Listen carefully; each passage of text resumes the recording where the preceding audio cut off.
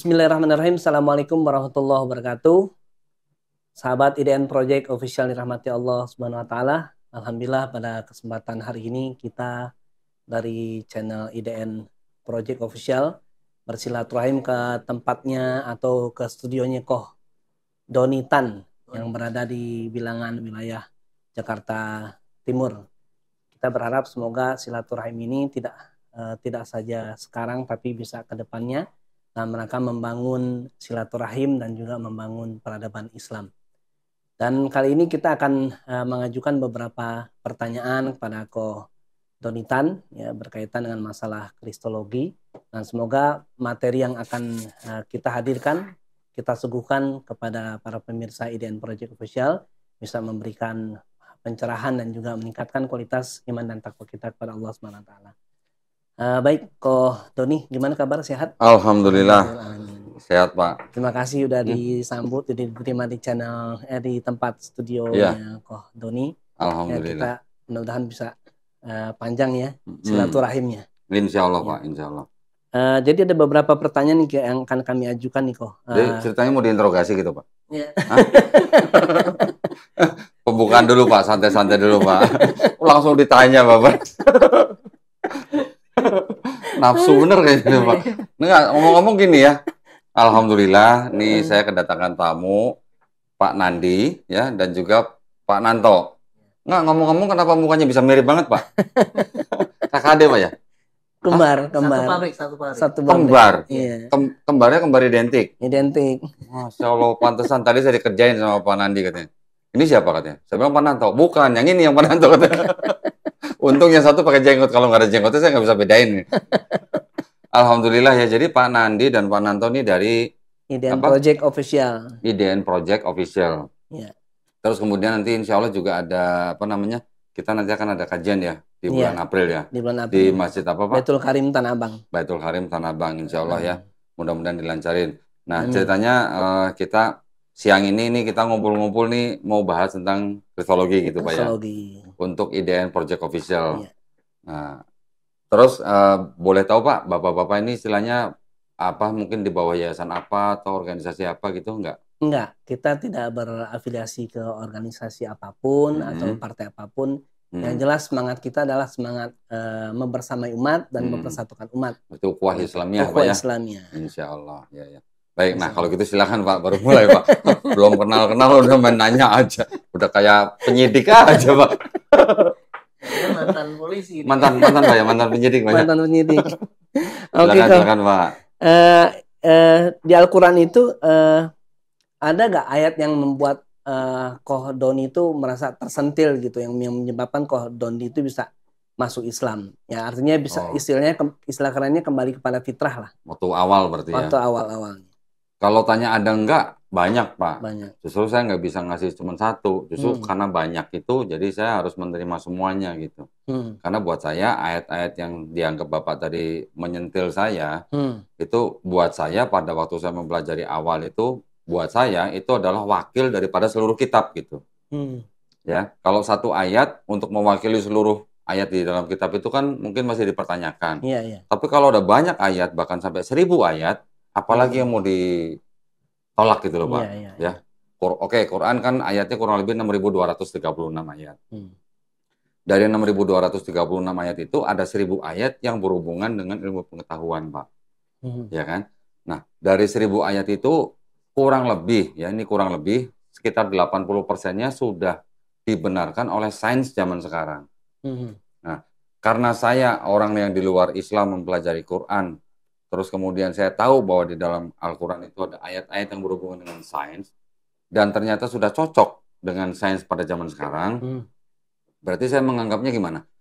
Berarti kan ayat ini yang turun 1400 tahun yang lalu, tidak mungkin dikarang oleh seseorang pada zaman itu, yang bahkan dikatakan ummi, ya, kok bisa cocok dengan sains zaman sekarang gitu. Jadi, nggak mungkin kan karangan manusia, berarti ini pasti yang menurunkan adalah yang menciptakan manusia. Betul. Maksud saya gitu. Nah itu yang membuat saya, berarti ini benar-benar berasal dari Tuhan yang menciptakan manusia, alam semesta gitu.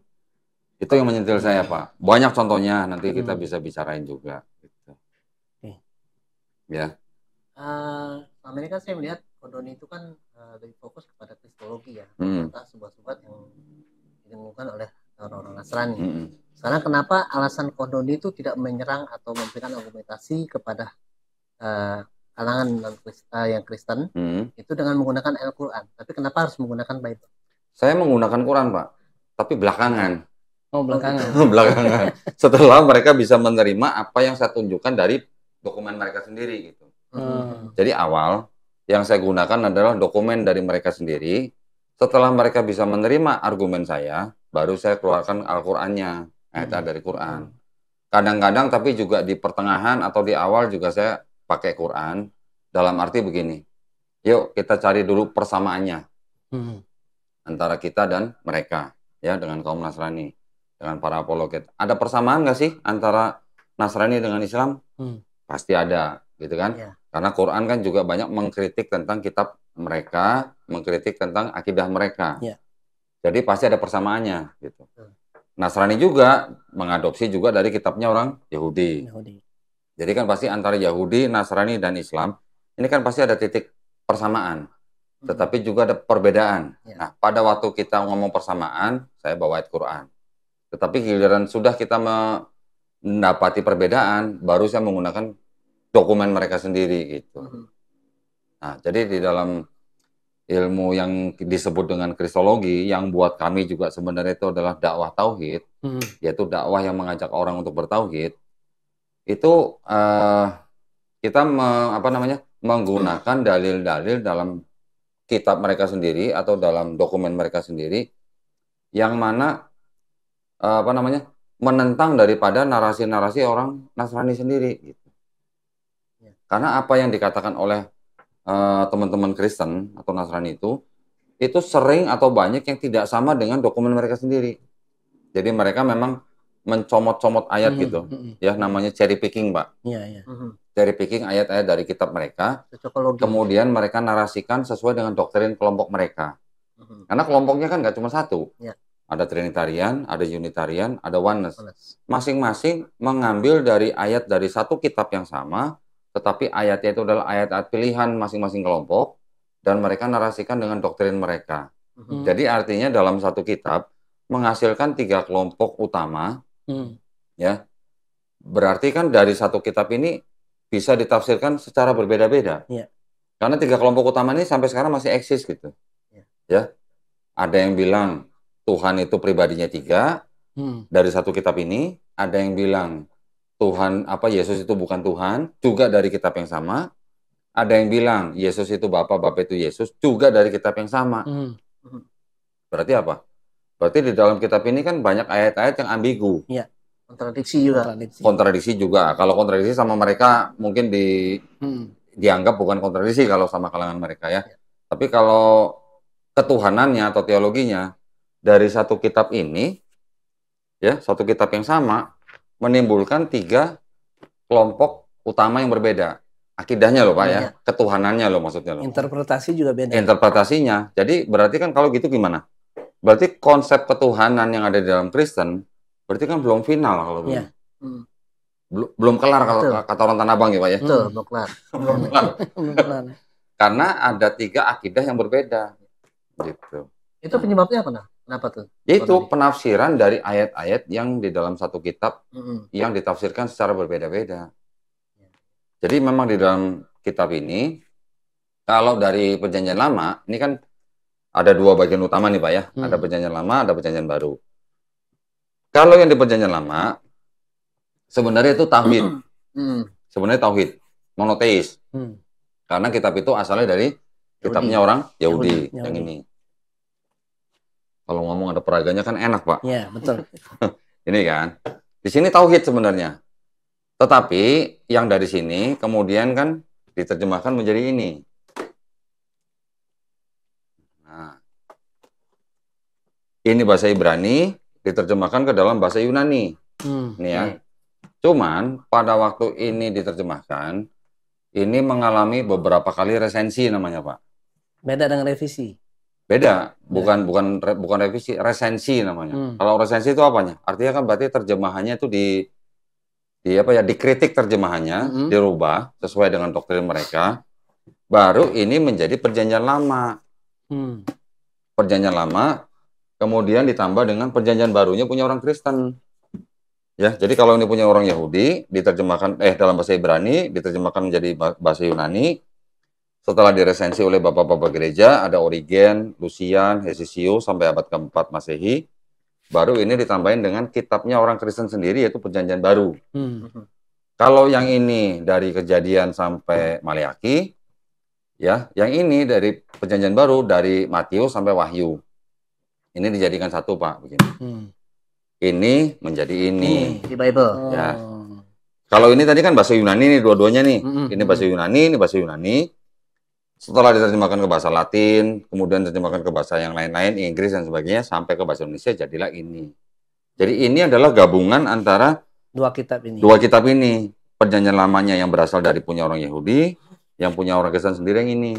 Menjadi ini. Nah, dari satu kitab yang sama ini, bisa ditafsirkan secara berbeda oleh kelompok yang berbeda-beda. Orang yang percaya Tuhan punya 3 pribadi, tapi bisa bermanifest dalam bentuk manusia, disebut dengan kelompok Trinitarian. Kelompok yang mempercayai bahwa Yesus itu bukan Tuhan, disebut kelompok Unitarian.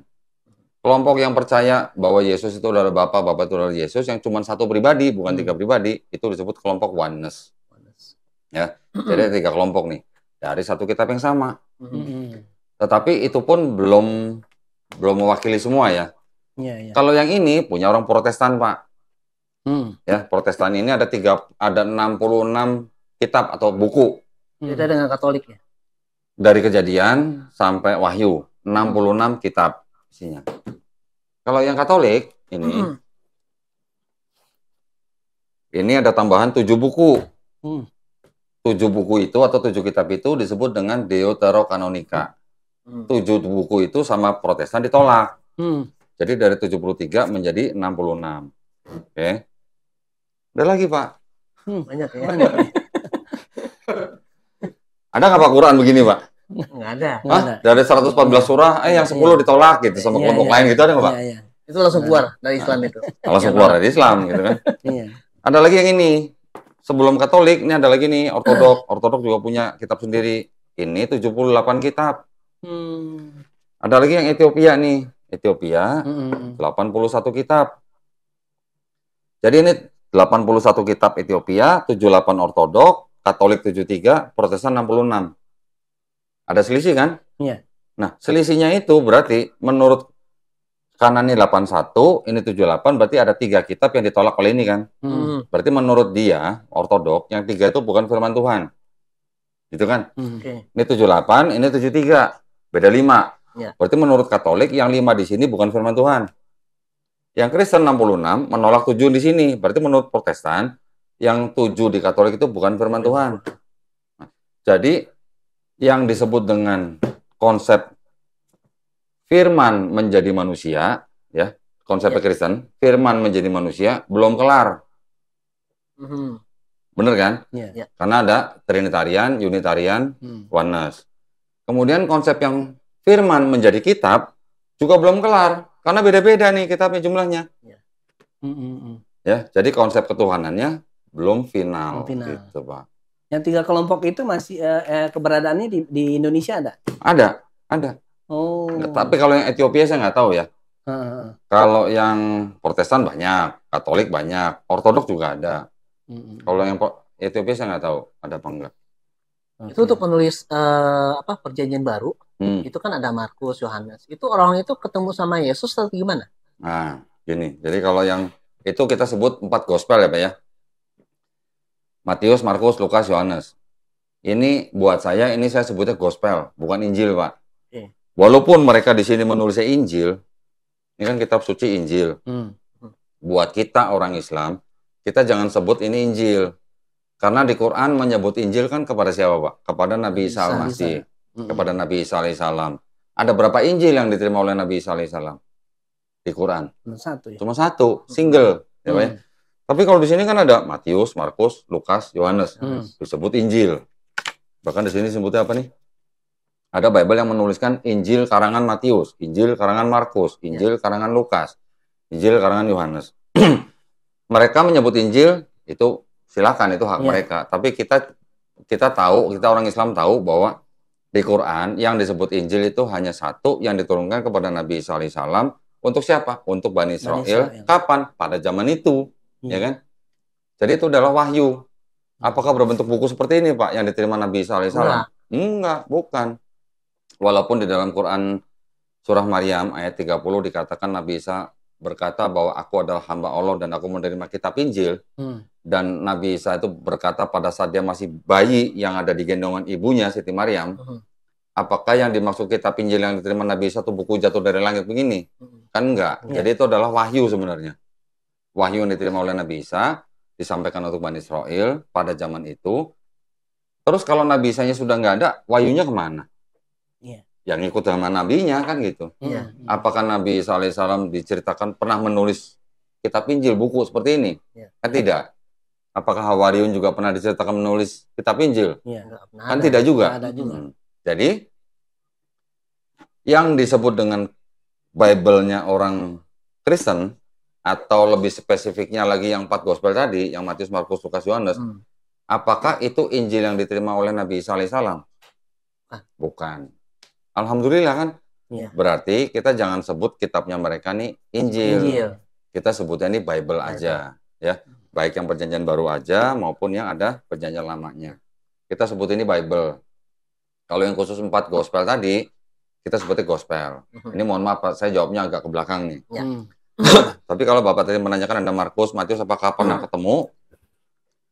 Ini menurut kalangan atau ahli-ahli perjanjian baru sendiri ya Pak ya. Bahwa yang disebut dengan 4 gospel itu adalah anonim. Anonim artinya tidak ada nama penulis, ya kan? Tidak ada di dalam kitab-kitab itu menulis aku bernama Matius menulis ini untuk siapa gitu kan nggak ada. Beda dengan surat-surat yang Paulus. Surat-surat Paulus ada 13. Di dalam surat-surat itu Paulus menuliskan aku Paulus Rasul Yesus. Menulis surat ini untuk untuk jemaat di Roma misalnya, atau jemaat di Galatia, itu ada gaya seperti itu. Di sini nggak ada tulisan aku bernama Matius, aku bernama Markus, aku bernama Lukas atau Yohanes, nggak ada. Jadi 4 gospel itu adalah anonim tanpa nama. Dari mana ada nama-nama Matius, Markus, Lukas, Yohanes? Itu semua berawal atau berasal dari bapak-bapak gereja di abad kedua, Pak. Jadi bukan muridnya Yesus ya? Sebentar. Jadi itu nama-nama diatributkan oleh bapak-bapak gereja di abad kedua. Pertama oleh Santo Papias, tahun 135 Masehi. Kedua oleh Santo Irenaeus, tahun 185 Masehi. Nah, menurut ahli-ahli perjanjian baru zaman sekarang, nama-nama yang sudah diatributkan itu menandakan bahwa yang menulis itu bukan orang-orang saksi mata langsung. Pertama. Bukan juga orang-orang yang mengenal saksi mata langsung. Jadi artinya apa? Orang-orang ini bukan murid-murid Yesus, bukan orang-orang yang pernah ketemu Yesus, bukan orang-orang yang pernah jalan-jalan bareng Yesus, atau boleh dibilang bukan orang yang pernah ngopi bareng Yesus gitu loh, Pak. Ibaratnya gitu lah. Ya, bukan orang-orang yang pernah ketemu Yesus. Sedangkan Yesus sendiri berbahasa apa? Aramaik. Ya. Di kawasan Palestina pada saat itu kan memang boleh dikatakan multi language lah. Tetapi Yesus itu kan orang dari bangsa Israel. Ya. Ibunya dari keturunan Lewi atau Harun, ayah angkatnya atau yang disebut dengan Yusuf itu kan disebut keturunan Yehuda, itu kan mereka berbangsa Israel yang berbahasa Ibrani dan Aramaik. Ibrani dipakai untuk bahasa ibadah, Aramaik dipakai untuk bahasa sehari-hari gitu. Oke.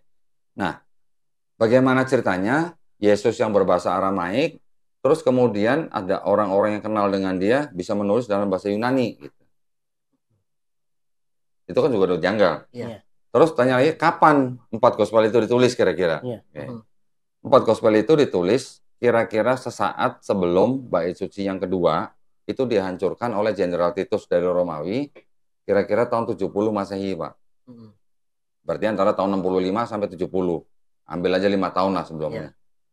Kira-kira 10 tahun kemudian, baru gospelnya Matius dan Lukas itu menyadur dari gospel Markus. Dua gospel ini menyadur dari Markus, kemudian mereka menambah-nambahkan dengan sumber mereka sendiri yang disebut dengan sumber M atau Matius, sumber L untuk Lukas, ada satu lagi sumber namanya Q. Q itu dari kata quell dalam bahasa Jerman, artinya kabar berita yang beredar di masyarakat gitu. Bisa juga gosip dong berarti ya. Gosip apa gimana ya, Pak? Jadi kalau gitu kan? bisa jadi yang 4 gospel itu ya artinya berasal dari kabar berita yang beredar di masyarakat. Kita bisa nanya ini gospel apa gosip gitu. Ya. Gitu ya. Nah, tadi Markus, Matius, Lukas. Yang Yohanes ini ditulis kira-kira tahun 95 Masehi. Akhir abad pertama. Nah, yang Yohanes ini juga istilahnya gini. Kalau yang di Markus, Matius, Lukas, karena Matius dan Lukas menyadur dari Markus, maka kan ceritanya hampir sama semua. Ya. Bedanya cuman kalau yang di Matius dan Lukas itu ada silsilahnya Yesus. Kalau di Markus nggak ada. Ya. Selain itu ada tambahan cerita-cerita sedikit lah. Kalau yang Yohanes, kalau yang 3 ini cerita sama, maka disebut sebagai gospel sinoptik. Gitu. Ya. Kalau yang Yohanes ceritanya sama sekali berbeda dengan ini, tapi walaupun kejadiannya sama, tetapi diceritakan secara gaya yang berbeda. Jadi gaya penulisnya jauh berbeda dengan yang ada di Markus. Ya. Dia menulis sendiri. Nah, yang Yohanes ini ditulis itu kira-kira 95 Masehi, ditulis untuk melawan kelompok Kristen yang lain. Gitu. Ada kelompok Kristen yang tidak percaya bahwa Yesus yang disalib. Gitu. Namanya kelompok Kristen Basilidean, Pak, namanya. Itu tumbuh subur kira-kira di akhir abad pertama sampai abad kedua, yang malah tumbuh suburnya di Mesir. Nama kelompoknya Basilidean. Mereka menganggap penyaliban Yesus itu hanya ilusi. Yang disalib adalah Simon orang Kirene. Oh, bukan Judas ya? Bukan. Jadi kalau yang di 3 gospel diceritakan yang membantu Yesus membawa salib atau memanggul salib dari Yerusalem ke Bukit Golgota itu adalah orang yang bernama Simon dari Kirene. Di 3 gospel ini disebutkan. Tetapi yang di Yohanes tidak disebutkan. Kenapa? Karena memang ini untuk menyangkal orang-orang Kristen yang Basilidian itu, gitu. Karena orang Basilidian itu percaya yang disalib adalah Simon orang Kirene, bukan Yesus. Dokumennya ada di sini, Pak. Ya. Jadi kalau tadi Bapak nanya, apakah Markus itu pernah ketemu Yesus? Boro-boro gitu, Pak. Iya. Gitu. Tapi pendapat yang paling kuat yang mana tuh? Dari 3 gospel tadi sama Yohanes, pendapat yang paling kuat itu yang mana sebetulnya? Pendapat yang paling kuat? Yang paling kuat. Maksudnya yang disalib itu kan tadi Simon kan tadi. Nah, kan sebenarnya kan Yohanes kan menyangkal. Jadi di kalangan Kristen sendiri. Bukan yang disalib, Pak. Jadi gini, kalau yang 3 gospel sinoptik mengatakan bahwa yang disalib dan Yohanes, 4-empatnya menyatakan yang disalib Yesus. Ini ada kelompok lain yang percaya yang disalib bukan Yesus, namanya Simon orang Kirene. Bedanya cuman yang di 3 sinoptik ini menerangkan bahwa yang membantu memanggul salib adalah Simon orang Kirene. Cuman yang di Yohanes nggak ada gitu. Tapi 4-empatnya menyatakan yang disalib adalah Yesus. Gitu. Kalau mau ditanya yang mana yang paling kuat ya berarti kalau begini bisa dikatakan yang Markus, karena Markus yang pertama kali ditulis duluan dan dia disadur oleh Matius dan Lukas. Kalau yang Yohanes ini kan sudah istilahnya apa ya? Jauh gitu, udah akhir abad pertama gitu. Cuman memang gaya bahasanya jauh berbeda. Dan kalau yang di Yohanes ini lebih banyak filosofinya, lebih banyak apa ya namanya teologisnya gitu loh.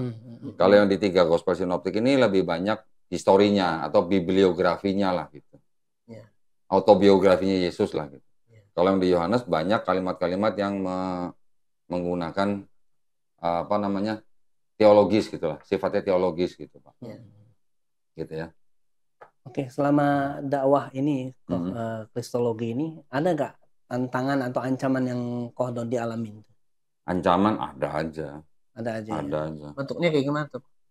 Ya, yang lewat medsos gitu atau lewat WhatsApp gitu ada.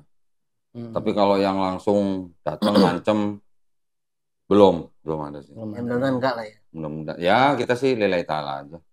Kan kita nggak boleh diam aja kalau bukan ditampar pipi kanan kasih pipi kiri kalau kita kan. Itu kisah berarti ya. Kok bicara tentang tadi kan minggu masalah Paulus ya, Rasul Paulus. Itu kan saya sering bertanya beberapa pertanyaan dengan beberapa orang Kristen ya. Siapa sih kapan Yesus itu ketemu sama Paulus sehingga Yesus itu mengangkat Paulus sebagai rasul. Sementara di Bibel itu sebenarnya ada gak sih saksi bahwa Yesus itu pernah ketemu sama Paulus terus mengangkat Paulus sebagai rasul. Ini kan suatu yang paling penting kan. mungkin tidak bisa tidak ada atau diabadikan dalam Bible sendiri. Itu gimana tuh? Itu narasinya salah. Secara fisik Paulus tidak pernah ketemu Yesus. Cuman memang ada diceritakan bahwa Paulus dalam suatu perjalanan ke kota Damsyik, di tengah perjalanan Paulus dan teman-temannya melihat sinar dan mendengar suara. Ya. Ada kalimatnya. Pertama Paulus bertanya, siapakah kau Tuhan? Ya. Ya, baru lihat sinar udah langsung nanya Tuhan gitu, langsung sebutnya Tuhan. Tahu dari mana deh? Tahu dari mana? Terus di situ ada kalimat katanya, Saul, Saul, mengapa engkau menganiaya aku? Oke. Nah dari situ, itu pun masih ada kontradiksi ya Pak ya. Karena ada di Kisah Para Rasul 9 dan Kisah Para Rasul 26 apa 22 saya lupa. Itu ada kontradiksi yang cukup menggelitik. Kalau yang di Kisah Para Rasul 9 itu dikatakan nanti ada yang disebutnya yang melihat cahaya dan mendengar suaranya Paulus. Temannya tidak mendengar suara. Nanti ada lagi yang Paulus dan teman-temannya terjatuh. Ada lagi yang bilang cuman Paulus yang teman-temannya aja yang terjatuh. Hal-hal seperti itulah dari dua kisah ini tidak sama persis gitu. Berarti kan udah kontroversi kan. Kontradiksi juga. Kontradiksi juga dan kontroversi gitu. Terus tidak pernah ketemu langsung dengan Yesus. Kalau cuman digambarkan melihat cahaya dianggap bertemu Yesus ya berarti kan itu kan klaim sepihak. Betul. Terus tidak ada cerita Yesus yang mengangkat Paulus menjadi rasul. Yang mengangkat Paulus menjadi rasul itu dirinya sendiri gitu. Tetapi istilah rasul itu di dalam Kristen itu berbeda dengan istilah rasul di Islam, Pak. Kalau kita rasul kan kita paham bahwa itu adalah istilahnya nabi yang menerima risalah dari Allah SWT. Tapi kalau di Kristen rasul itu hanya dianggap sebagai pengikut Yesus gitu. Jadi beda istilahnya. Oke. Setelah itu Paulus kan dianggap kan menulis surat-surat dia kan. Nah, ini agak nyambung dengan pertanyaan sebelumnya yang tadi yang gospel. Gospel Markus kan ditulis kira-kira tahun 65 sampai 70 Masehi. Surat-surat Paulus itu sudah ditulis dari kira-kira tahun 48 Masehi sampai tahun 65 atau 67 Masehi. Jadi dari 48 sampai 67 berarti kira-kira kan 15 tahun. Selama 15 tahun itu sudah ada surat-surat Paulus. Baru setelah itu baru ada surat-surat yang gospel. Markus, Matius, Lukas, Yohanes. Di surat-surat Paulus, ada 13 surat ini. Ini sudah ada yang namanya ajaran bahwa Yesus mati di atas kayu salib untuk menebus dosa manusia. Untuk orang-orang non-Yahudi, hukum Taurat sudah dibatalkan. Karena Yesus sudah mati di atas kayu salib, menebus dosa manusia. Untuk orang Yahudi, hukum Taurat tetap harus dijalankan. Tapi untuk orang non-Yahudi, hukum Taurat tidak berlaku. Jadi kalau untuk orang Yahudi, ya tetap harus sunat, nggak boleh makan babi. Kalau untuk orang non-Yahudi, tidak perlu sunat dan boleh makan babi. Walaupun tidak ada tulisan babi boleh dimakan, tapi ada tulisan semua makanan halal. Gitu ya. Termasuk babi. Berarti ini kan sudah ada perpecahan nih. Sudah ada perpecahan antara ajaran yang Yahudi yang tetap harus hidup di bawah hukum Taurat, sama non-Yahudi yang mau menjadi pengikut, dianggapnya pengikut Yesus, tapi tidak harus hidup di bawah hukum Taurat. Ini ajaran Paulus nih. Karena Paulus mengajarkan sesuatu yang disebut dengan dosa waris. Artinya orang yang lahir, setiap bayi yang lahir itu sudah membawa dosa waris. Dosa waris dari mana? Dosa yang diwariskan oleh Adam dan Hawa gitu. Itu yang tidak kita temui di dalam ajaran Yesus dalam 4 gospel. Itu yang berbeda. Yang pertama. Yang kedua, dari 13 surat Paulus, ternyata menurut ahli-ahli perjanjian baru, yang dianggap benar-benar tulisan Paulus cuma 7. Ya, sisanya yang 6 bukan tulisan Paulus asli, tapi orang yang menulis mengatasnamakan Paulus. Yang menulis adalah orang-orang yang mengikuti pemikiran Paulus, gitu ya. Jadi di dalam surat-surat yang dianggap surat-surat Paulus itu, mereka sudah ada ajaran seperti itu, dan Paulus atau yang menulis itu tidak pernah menyebut-nyebut ada Markus, Matius, Lukas, Yohanes, nggak pernah disebut-sebut dalam suratnya Paulus gitu. Padahal ini surat-surat ya karena memang ditulis duluan ya. Jadi kan tidak tahu ada tulisan-tulisan yang disebut dengan Markus, Matius, Lukas, Yohanes. Maka itu kita kan bisa bertanya, kalau begitu tulisan-tulisan yang ada di dalam Matius, Markus, Lukas, Yohanes itu terpengaruh oleh tulisan Paulus atau tulisan Paulus yang terpengaruh oleh tulisan gospel. Udah jelas karena Paulus ditulis duluan, berarti tulisan-tulisannya di 4 gospel ini kan yang terpengaruh oleh tulisan Paulus. Karena Paulus tidak pernah nyebut-nyebut 4 gospel itu. Tidak pernah menyebut kejadian apa yang ada di gospel itu gitu. Ya. Ini sudah merupakan sebuah indikasi adanya apa? Adanya sebuah penulisan biografi Yesus tapi yang sudah terpengaruh oleh tulisan orang yang sudah mempunyai ajaran baru gitu. Sampai gitu, Pak ya. Nah, terus apa namanya? Dari narasi-narasi yang ada di dalam 4 gospel itu ternyata juga tidak murni tulisan si penulis gitu, Pak. Jadi orang zaman dulu itu memang sudah terbiasa ada yang namanya teknik penulisan menggunakan istilah mimesis gitu, Pak. Pernah dengar nggak, Pak? Ya, pernah. Mimesis. Contoh, yang Markus dari 4 gospel itu, Pak ya, yang Markus itu dia menggunakan mimesis untuk menyadur tulisan siapa? Tulisan penulis yang 7 atau 8 abad sebelumnya. Namanya Homer. 7-8 abad sebelum Masehi. Ini, Pak, namanya Homer. Homer ini yang menulis epik-epik tentang apa namanya? Odysseus apa Dionysus gitu. Iya benar Odysseus. Bahasa Yunani itu ya? Iya, tulisan-tulisan dari Yunani. Homer itu kan tulisan-tulisan dalam bahasa Yunani. Ini loh Pak, pernah dengar cerita itu loh, yang kota Troy. Oh iya, Troy. Trojan lah gitu ya. Itu kan tulisannya Homer. Di dalam kisah perang Troy itu ada satu tokoh yang namanya Odyssey atau Odysseus gitu. Odysseus itu adalah seorang raja dari negeri Iliad yang membantu teman-temannya menghancurkan kota Troy. Ada salah satunya tokoh Achilles, pernah dengar kan? Dulu kan ada film tuh yang Brad Pitt yang main tuh. Jadi Achilles kan. Tokoh Odysseus ini setelah perang, setelah kota Trojan atau Troy itu hancur, dia akan kembali ke negerinya. Tetapi kembalinya membutuhkan waktu 10 tahun gitu. Nah, kisah-kisah Odysseus di dalam perjalanan pulang kembali ke negerinya ini itu yang banyak diadopsi oleh Markus. Nih, makanya jadi Gospel Mark dari epics dari tulisan-tulisan Homer. Iya. Padahal jarak waktunya udah terlalu jauh ya. 700 tahun, Pak, bedanya. Jadi yang disebut dengan mimesis itu adalah apa? Narasinya sama, mirip narasinya. Cuman tokoh-tokohnya diganti. Yang misalnya di sini Odysseus, di sini jadi Yesus. Misalnya di sini nama orang siapa, di sini jadi Petrus misalnya.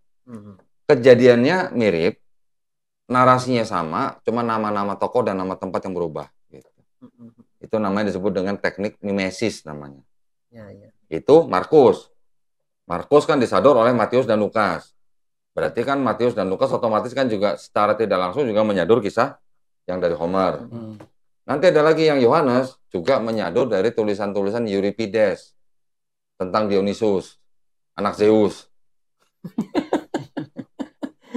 Coba sebelum datang nih bukunya nih. Itu kata-katanya udah bikin jelimet itu. Jadi gimana?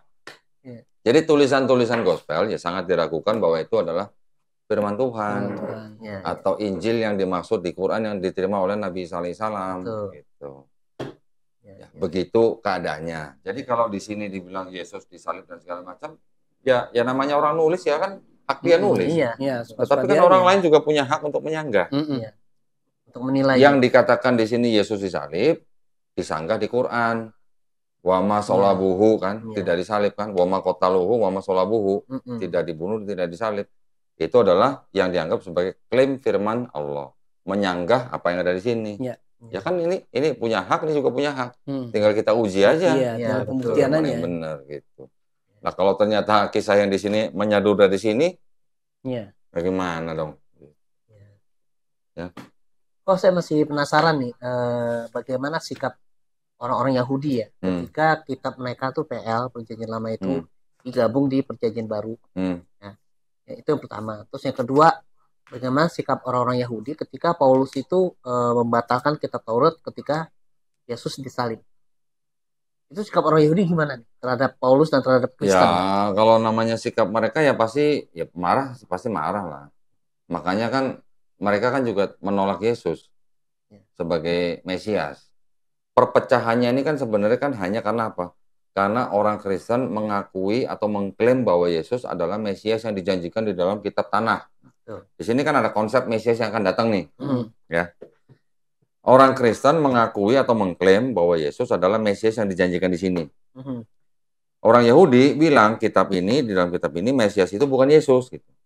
Nah, sekarang yang punya kitab ini kan orang-orang Yahudi. Betul. Sedangkan orang-orang Kristen yang klaim, ya walaupun awalnya mereka orang Yahudi, tapi kan mereka istilahnya juga gimana ya? Mana yang lebih punya otoritas gitu untuk menafsirkan ini gitu. Itu orang Yahudi. Oke, sekarang kalau orang Yahudi awal yang mengklaim bahwa Yesus adalah Mesias yang dijanjikan di sini, itu banyak sekali bantahan dari orang Yahudi yang tidak percaya Yesus adalah Mesias. Karena di sini juga ayatnya banyak sekali yang mengatakan apa?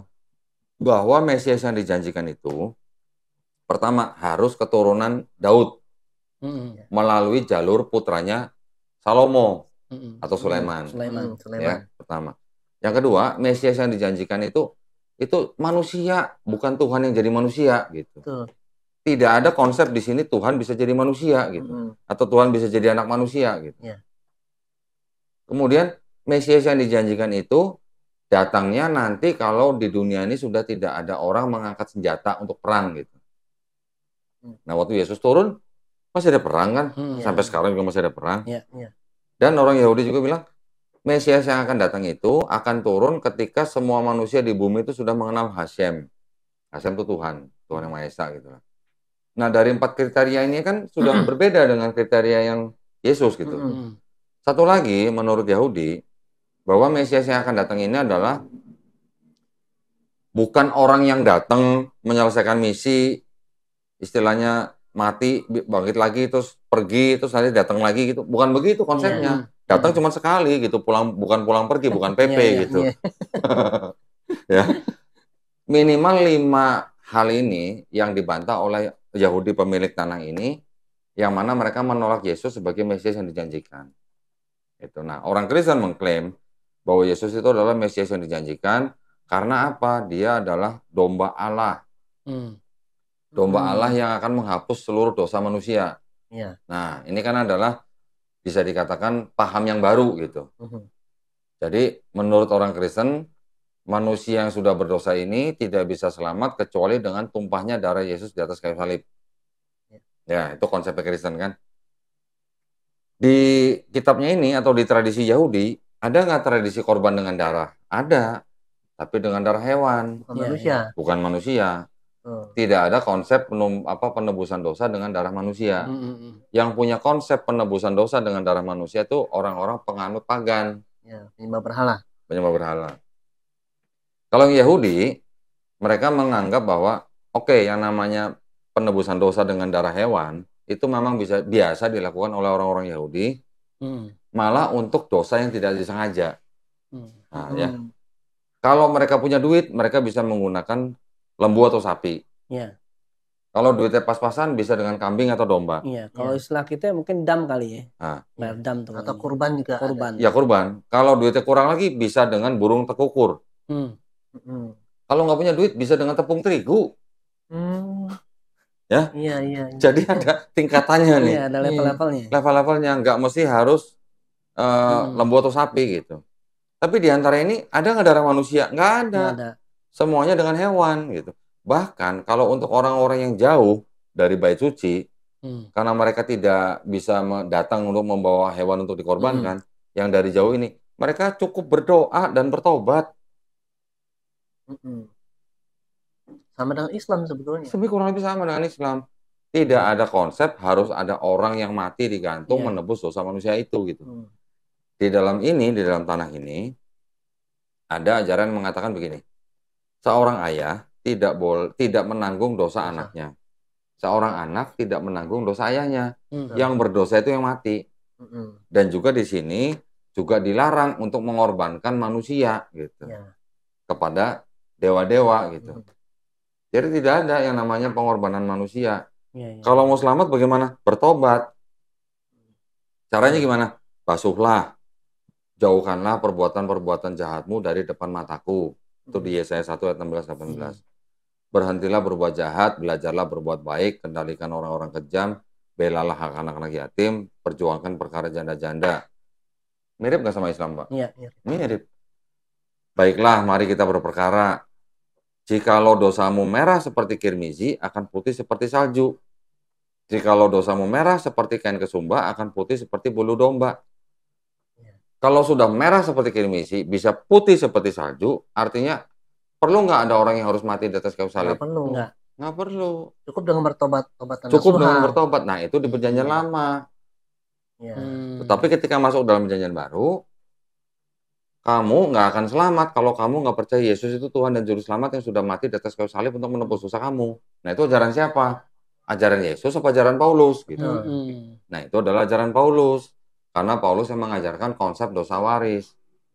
Sedangkan Yesus, perkataan-perkataan Yesus yang masih ada di dalam 4 gospel itu, mengatakan apa? Kalau kamu tidak bertobat dan menjadi seperti anak kecil ini, kamu tidak akan masuk dalam kerajaan sorga atau kerjaan Allah gitu. Jadi konsep yang di sini bertobat, Yesus juga di sini bilang kalau kamu nggak bertobat, kamu nggak bisa masuk kerajaan Allah. Mirip kan berarti? Tetapi ketika masuk ke dalam ajaran Paulus, kamu nggak akan selamat kalau kamu nggak percaya Yesus sebagai Tuhan dan Juru Selamat yang sudah mati di atas kayu salib menebus dosa kamu. Beda. Ironisnya orang Kristen lebih mempercayai ucapan Paulus dibanding ucapan Yesus. Nah, jadi sementara kalau mereka mengklaim mencintai Yesus gitu ya. Iya. Jadi kalau ada orang Kristen bilang kami pengikut Yesus, yang diikutin yang mana gitu. Iya. Nah, sunat enggak, puasa enggak, makan babi iya. Yesus nggak makan babi kan. Terus kemudian Yesus doanya sujud. Ya kan? Ada kisahnya ada di sini waktu di Taman Getsemani itu. Yesus doanya sujud. Oke lah, mungkin masih ada Kristen ortodoks yang doanya sujud. Tapi mayoritas apa sujud? Enggak. Terus Yesus mati di kafani. Nah, Kristen mati matuk peti. Kayak jas pula kan. Jadi kalau dibilang mengikuti Yesus, yang diikuti Yesus yang mana? Tapi kalau menyembah Yesus, nah mereka menyembah Yesus. Kalau dibilang mereka pengikut siapa? Boleh dikatakan mereka adalah pengikut ajaran Paulus atau gereja. Gitu. Nah, kalau kita pelajarin lebih detail lagi, lebih masuk dalam lagi, yang dikatakan oleh Paulus di dalam tulisan surat-suratnya, kalau kita baca di dalam Bible yang sekarang, itu pun ada semacam perubahan-perubahan makna. Apa yang dimaksud oleh Paulus tidak sama dengan apa yang diterjemahkan. Itu pun masih terjadi begitu. Jadi Yesus dalam tanda kutip diperkosa ajarannya oleh Paulus, ajarannya Paulus dalam tanda kutip diperkosa lagi sama gereja. Campur aduk lah gitu ya. Jadi kalau misalnya ini kan mengenai terminologi ini mungkin agak luas ya bahasanya ya. Kalau Paulus menyebut Yesus sebagai kurios dalam bahasa Yunaninya, dan Paulus tidak menyamakan Yesus dengan Theos. Theos ini Tuhan yang Maha Kuasa. Kurios ini bisa Tuhan atau junjungan. Paulus menyebut Yesus selalu dengan kurios. Paulus tidak pernah menyebut Yesus dengan Theos. Tetapi terjemahan ini, ya terjemahan yang bahasa Indonesia nih, yang LAI, itu bisa semacam kayak seolah-olah tuh menggunakan koma atau tanda baca, koma dan titik, bisa menjadi seolah-olah Yesus itu disebut sebagai Theos. Bisa begitu. Padahal kalau kita lihat teks aslinya, yang tidak punya tanda baca, tidak punya koma, tidak punya titik, dan kemudian melihat dari gaya bahasanya Paulus, yang di ayat-ayat yang lain, dan juga kemudian melihat daripada terminologinya Paulus, seharusnya Yesus itu tidak pernah disebut sebagai Theos. Tetapi di terjemahan yang sudah menjadi kitab yang seperti ini, seolah-olah Paulus menganggap Yesus sebagai Theos. Gitu. Itu bahasanya udah yang ke dalam-dalam tuh Pak. Menjelimet lagi nanti. Udah ngejelimet. Ini aja udah semi dalam ini sebenarnya. Oke, saya tanya pertanyaan lain ya. Boleh. Ko Doni kenapa lebih tertarik debat dengan pendeta itu dalam teks Bible ini dibanding masalah teologi? Itu alasannya kenapa tuh? Oke, gini. Kita tahu lah ya, dai-dai kita, mubalik kita, debater Muslim kita, memang sering berdebat dengan teman-teman Kristen mengenai masalah teologi. Kalau masalah teologi atau akidah itu kan menurut kami pada ujung-ujungnya nih, ujung-ujungnya. Kalau bahasa Tanah Abangnya kan at the end of the day gitu, Pak. Ya kan? Ujung-ujungnya kan lakum dinukum waliyadin. Iya, betul. Betul, Pak? Iya. Mereka mau mempercayai Yesus sebagai Tuhan kan itu hak mereka yang dilindungi oleh negara. Negara melindungi hak setiap warga negara untuk memeluk dan menjalankan agama dan keyakinannya masing-masing. Iya. Jadi kalau kita meributkan Yesus itu Tuhan atau bukan, buat saya kalau ujung-ujungnya lakum dinukum waliyadin, nah poinnya apa gitu. Ya. Oke lah, kalau kita misalnya bisa meyakinkan seseorang, terus kemudian dia percaya dengan argumen kita mengenai teologi, oke, misalnya dia mau masuk Islam, alhamdulillah. Tapi kalau sudah seorang pendeta, kita ajak debat teologi, apa ujungnya, Pak? Iya, betul. Ya kan? Ujung-ujungnya lakum dinukum waliyadin. Paling-paling hanya kita berharap jemaatnya dia yang menonton debat kita. Ya, betul. Istilahnya dia bisa mengambil atau memilih pendapat mana yang masuk akal. Apakah dia tetap mau ikut pendapat pendetanya atau mau ikut pendapat saya. Ujung-ujungnya lakum dinukum waliyadin. Tapi kalau saya bisa membuktikan kitab mereka ini ada kejanggalan, ada kesalahan, ada kontradiksi, ada ayat yang tidak asli, ada ayat tambahan, ada ayat sisipan, bahkan ada ayat pinjaman, pinjam Pak, nggak dibalik-balikin ya. Dan pendeta itu bisa mengakui ya berdasarkan apa namanya akademis atau apalah literatur lah. Nah, kita tinggal lihat jemaat pendetanya aja ngakuin ini bukan kitab suci mereka gitu. Ya. Ya. Seperti masalah ke ayat Yohanes itu yang masalah Trinitas 1 Yohanes 5:7. Nah, itu kan jemaat tinggal menilai sendiri, loh. Iya. Berarti selama ini saya mengikuti ayat yang tidak asli gitu kan? Iya, iya. Nah, gitu aja. Itu kita kembalikan lagi pada para penonton. Mau dia berpikir dengan logika yang logis atau enggak gitu. Kan kita tujuannya hanya menyampaikan aja. Menyampaikan dan kita juga mengajak mereka berpikir. Gitu. Kalau pendeta kan hanya tempat untuk kita menyampaikan.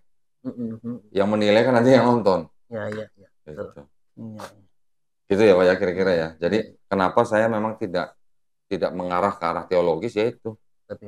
Lah buat apa kalau nanti ujung-ujungnya lakum dinukum waliyadin? Kita cuman buang-buang waktu aja, buang-buang air liur gitu istilahnya.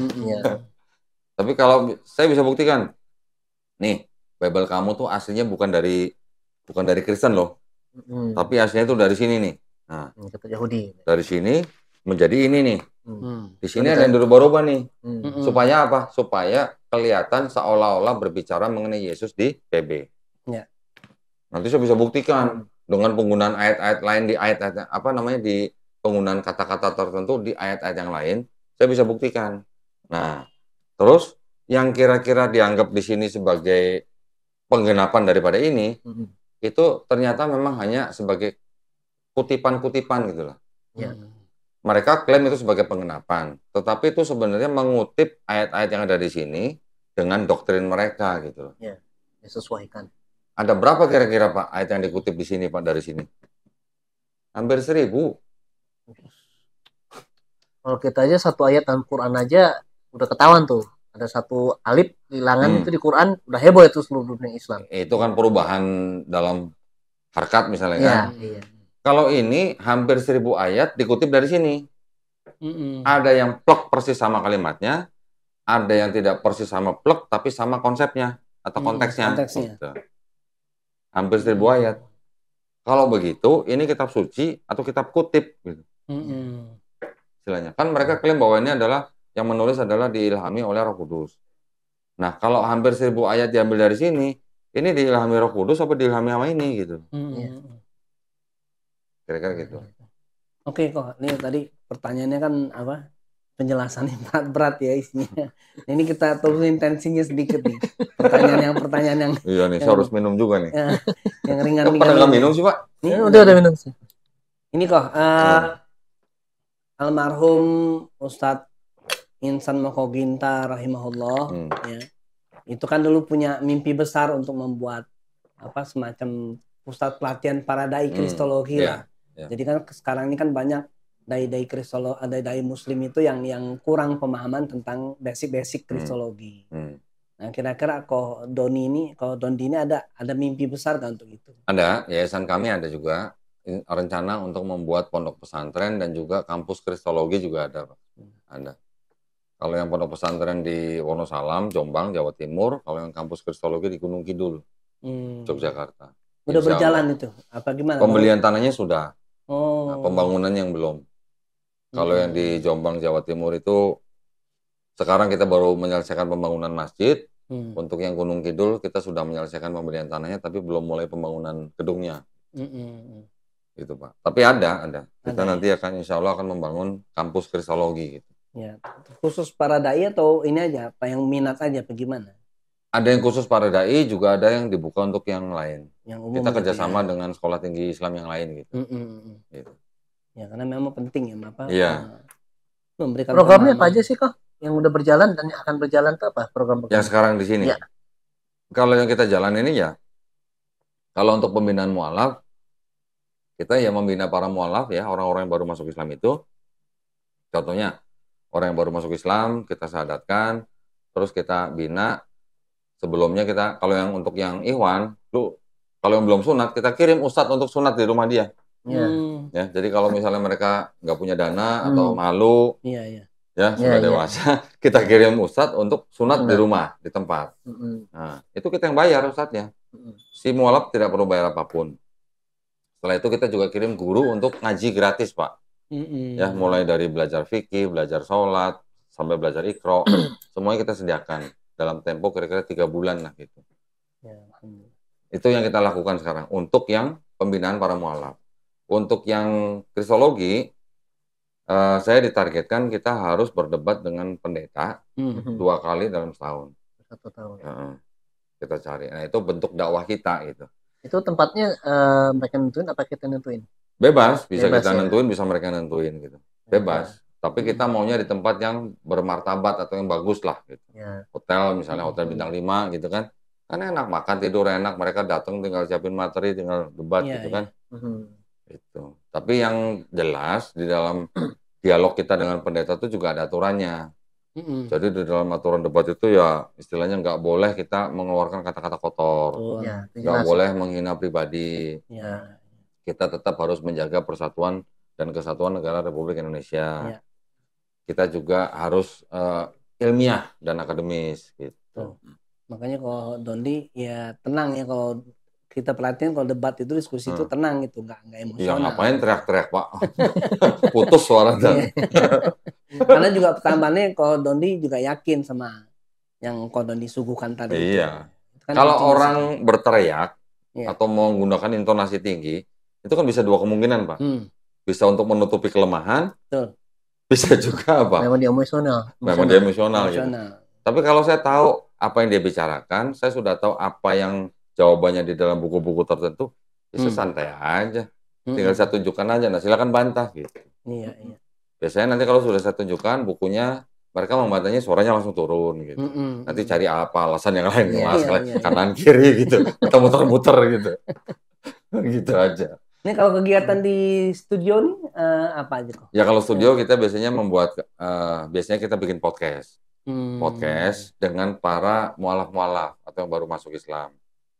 Kita gali apa yang memicu atau yang membuat mereka mau menerima Islam dan masuk Islam atau memeluk Islam. Karena apa yang kita bicarakan dengan para mualaf-mualaf itu kan bisa jadi juga menjadi pintu hidayah buat yang lain yang nonton. Ya, betul. Gitu. Selain itu kita juga bikinkan kajian-kajian berdasarkan dari kitab-kitab mereka, juga dari kitab-kitab yang lain, ya dalam arti yang sifatnya edukasi. Bukan kajian-kajian yang hanya menghina gitu. Iya. Kita kan nggak boleh menghina, tetapi ini kita semua dari sumber dokumennya. Kalau ada sumber dokumennya apa bisa disebut menghina? Kan enggak. Nah kalau dianggapnya saya menghina ya berarti buku ini yang menghina dong. Nah, kalau mau nuntut berarti nuntut buku-buku inilah gitu. Nggak ada kajian khusus ya? Kajian khusus misalnya tiap hari apa? Ada kajian kristologi khusus buat para pemula itu nggak ada? Kalau yang buat umum belum. Belum ada ya. Tapi saya ada kajian khusus di hari Selasa. Di mana tuh, Pak? Di sini. Jadi alhamdulillah saya juga menjadi dosen di Sekolah Tinggi Ilmu Dakwah Muhammad Nasir Bekasi. Dosen apa sekolah tinggi ini belum lama baru dibuka kelas kristologi lagi gitu. Dulu mereka sudah pernah punya kelasnya, Terus sudah ditutup karena guru-gurunya nggak ada. Sekarang dibuka lagi. Dosennya salah satunya adalah saya. Nah, kalau misalnya baru semester baru, saya datang ke kampus, mengajar di sana lah, perkenalan. Tapi pertemuan kedua dan seterusnya, saya suruh mahasiswa datang ke sini. Karena nggak mungkin tiap minggu saya bawa kitab, repot. Gitu. Jadi mahasiswa datang ke sini, saya langsung buka di sini. Berapa orang biasanya yang hadir di sini? Yang terakhir itu ada 13. Oh, 13. Jadi udah siap ini dong Koy, apa modulnya, silabusnya tuh udah lengkap. Sudah. Runut ya. Sudah. Jadi kan gini, di dalam kristologi itu kan selain daripada yang tadi kita ngobrolin bahwa tidak semua hal yang kita bicarakan tuh hanya masalah mengenai ketuhanan Yesus gitu. Betul. Tapi kan juga harus ada poin-poin lain yang penting, yang krusial. Kalau tadi saya bilang kalau kita hanya meributkan Yesus Tuhan atau bukan, jatuhnya lakum dinukum waliyadin. Tapi kalau yang begini-begini, apa yang mau lakum dinukum waliyadin? Gitu. Ini sudah bahasan ilmiah, buku-buku ini udah bahasan ilmiah. Silakan bantah. Gitu. Kalau dia ada rencana mau bikin buku gak gitu, kayak Ustaz Isal kan produktif tuh bikin buku ya. Misalnya cara ngebantah ini loh, Oten menyebarkan subhat seperti ini, bantahnya ini, bantahnya. Ada gak gitu? Dia bagus tuh kayaknya. Ada. Saya sudah menyiapkan buku lah, kurang lebih dari tahun 2018 sampai 2020 udah saya siapin. Isinya mengenai kontradiksi Bible. Ya. Jadi yang saya buat di situ bentuknya dalam bentuk tabel. Cuman belum ada penerbit yang mau nerbitin. Alasannya? Nggak tahu. Takut kan? Takut ya. Nanti kita cari nih kok. Boleh kalau ada. Dewan dakwah misalkan Dewan dakwah ada apa nih kan? Punya percetakan juga. Bisa kita coba nanti. Oke kok. Ya. Kembali lagi nih agak-agak berat lagi nih ya. Siapa sih yang pertama kali memiliki ide menjadikan kitab Perjanjian Lama itu digabungkan dengan kitab Perjanjian Baru? Padahal kita tahu bahwa kitab Perjanjian Lama itu adalah kitab milik orang Yahudi. Ya. Kalau nanya siapa orangnya, saya nggak tahu orangnya. Tetapi ini kan kerja kelompok. Ya, kerja suatu golongan gitulah. Kan tadi saya di tengah-tengah tadi saya juga sempat cerita bahwa Yahudi dan Kristen ini kan berpecah ketika berbicara mengenai Yesus yang dianggap sebagai Mesias atau bukan. Gitu kan. Dari situ pecahnya pada waktu kitab yang dalam bahasa Ibrani ini sudah diterjemahkan menjadi bahasa Yunani.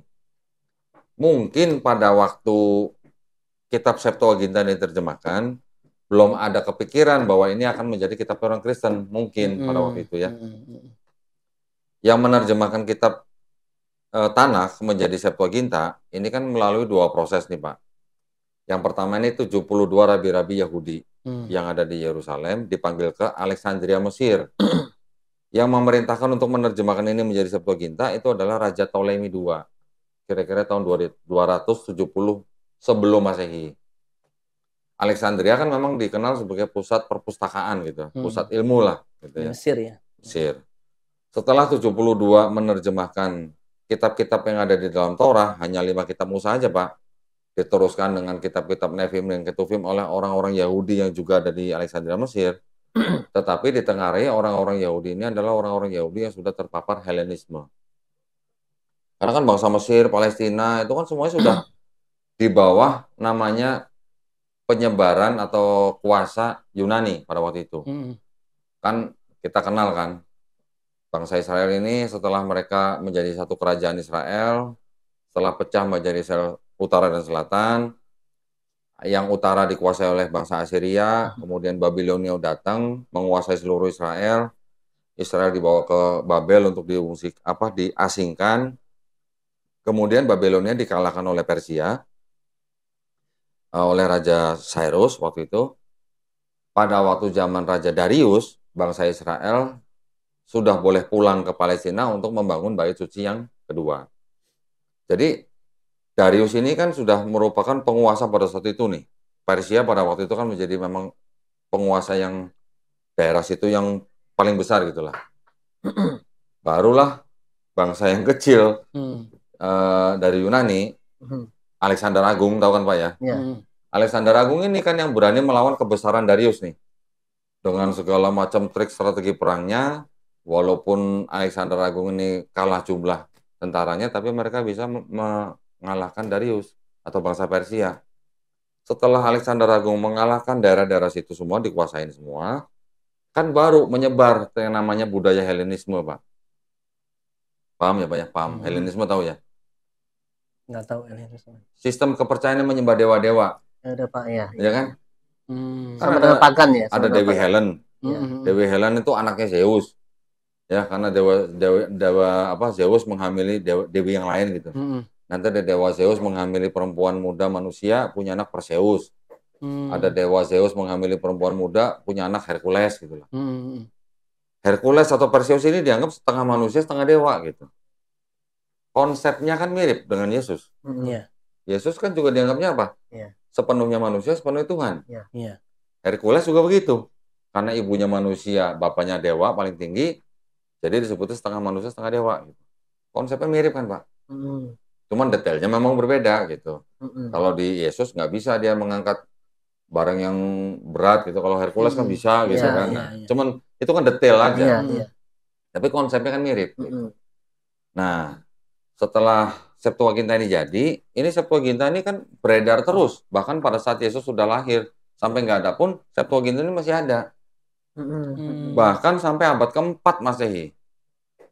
Ini baru final di resensi gitu, tadi saya bilang, oleh Hesisius gitu. Barulah menjadi diterjemahkan ke bahasa Latin, Vulgata. Baru nanti dari Vulgata, setelah menjadi perjanjian lamanya orang Kristen, baru nanti diterjemahkan ke bahasa-bahasa yang lain. Kalau Bapak nanya siapa yang pertama kali menjadikan ini menjadi kitabnya orang Kristen, namanya saya nggak tahu, Pak. Tapi ini kan kerja kelompok nih. Ya, kerja kelompok. Karena apa? Ya karena bapak-bapak gereja itu yang meresensi ini bahwa ini adalah berbicara mengenai Yesus di PL gitu. Nama-namanya kalau yang meresensi ada Origen, Lucian, Hesisius. Nanti ada Jerome yang menulis dalam bahasa Latin Vulgata. Ya ini bapak-bapak gereja gitu loh, Pak. Yang sampai akhirnya Septuaginta dijadikan perjanjian lamanya orang Kristen. Karena pahamnya ini kan berkembang terus nih.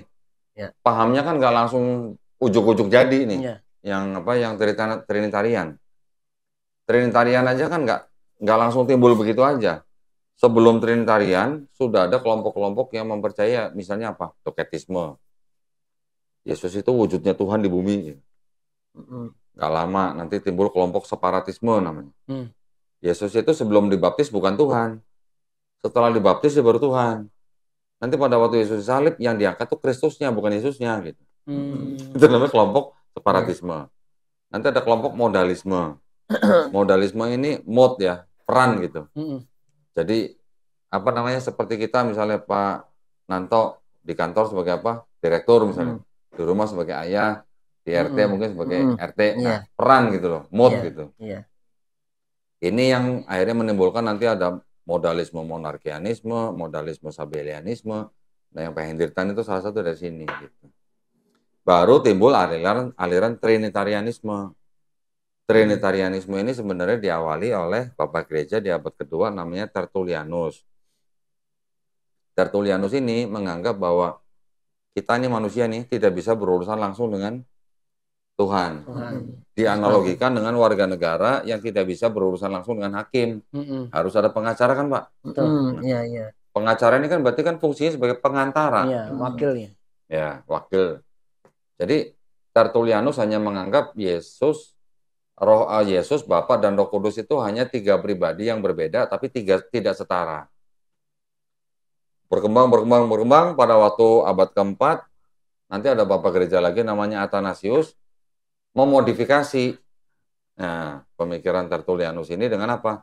Kalau yang tadinya tidak setara sama Athanasius dinyatakan setara. Gitu. Berkembang lagi, nanti di akhir abad keempat ada konsili yang lain, konsili Konstantinopel, yang Roh Kudus tadinya belum ditetapkan sebagai Tuhan, baru tetapkan jadi Tuhan. Urutannya jadi ada konsili Nicea 325. Yesus dianggap sehakikat dengan Bapa. Yesus jadi Tuhan. Belum ada Trinitas, baru Duinitas Pak berarti Pak. Baru nanti ada konsili kedua Konstantinopel tahun 381 Masehi. Roh Kudus dianggap juga sehakikat dengan Bapa. Jadi Tuhan juga. Baru komplit ada Trinitas nih. Nanti ada lagi konsili Efesus tahun 431 Masehi. menetapkan bahwa Maria itu adalah Theotokos, bunda penghantar Tuhan ke bumi. Bunda yang melahirkan Tuhan. Bunda penghantar Tuhan ke bumi. Kenapa diadakan Konsili Efesus 431? Karena ada aliran Kristen lain yang menyembah Maria sebagai Tuhan. Oh, itu. Namanya kelompok Koliridianisme atau Mariamites. Di surat Al-Maidah 116 kan ada kan? Gitu. Nanti ada lagi Konsili Kalsedon 451 Masehi. Menetapkan bahwa Yesus punya sifat ganda atau duinatur. 100% manusia, 100% Tuhan. Oke.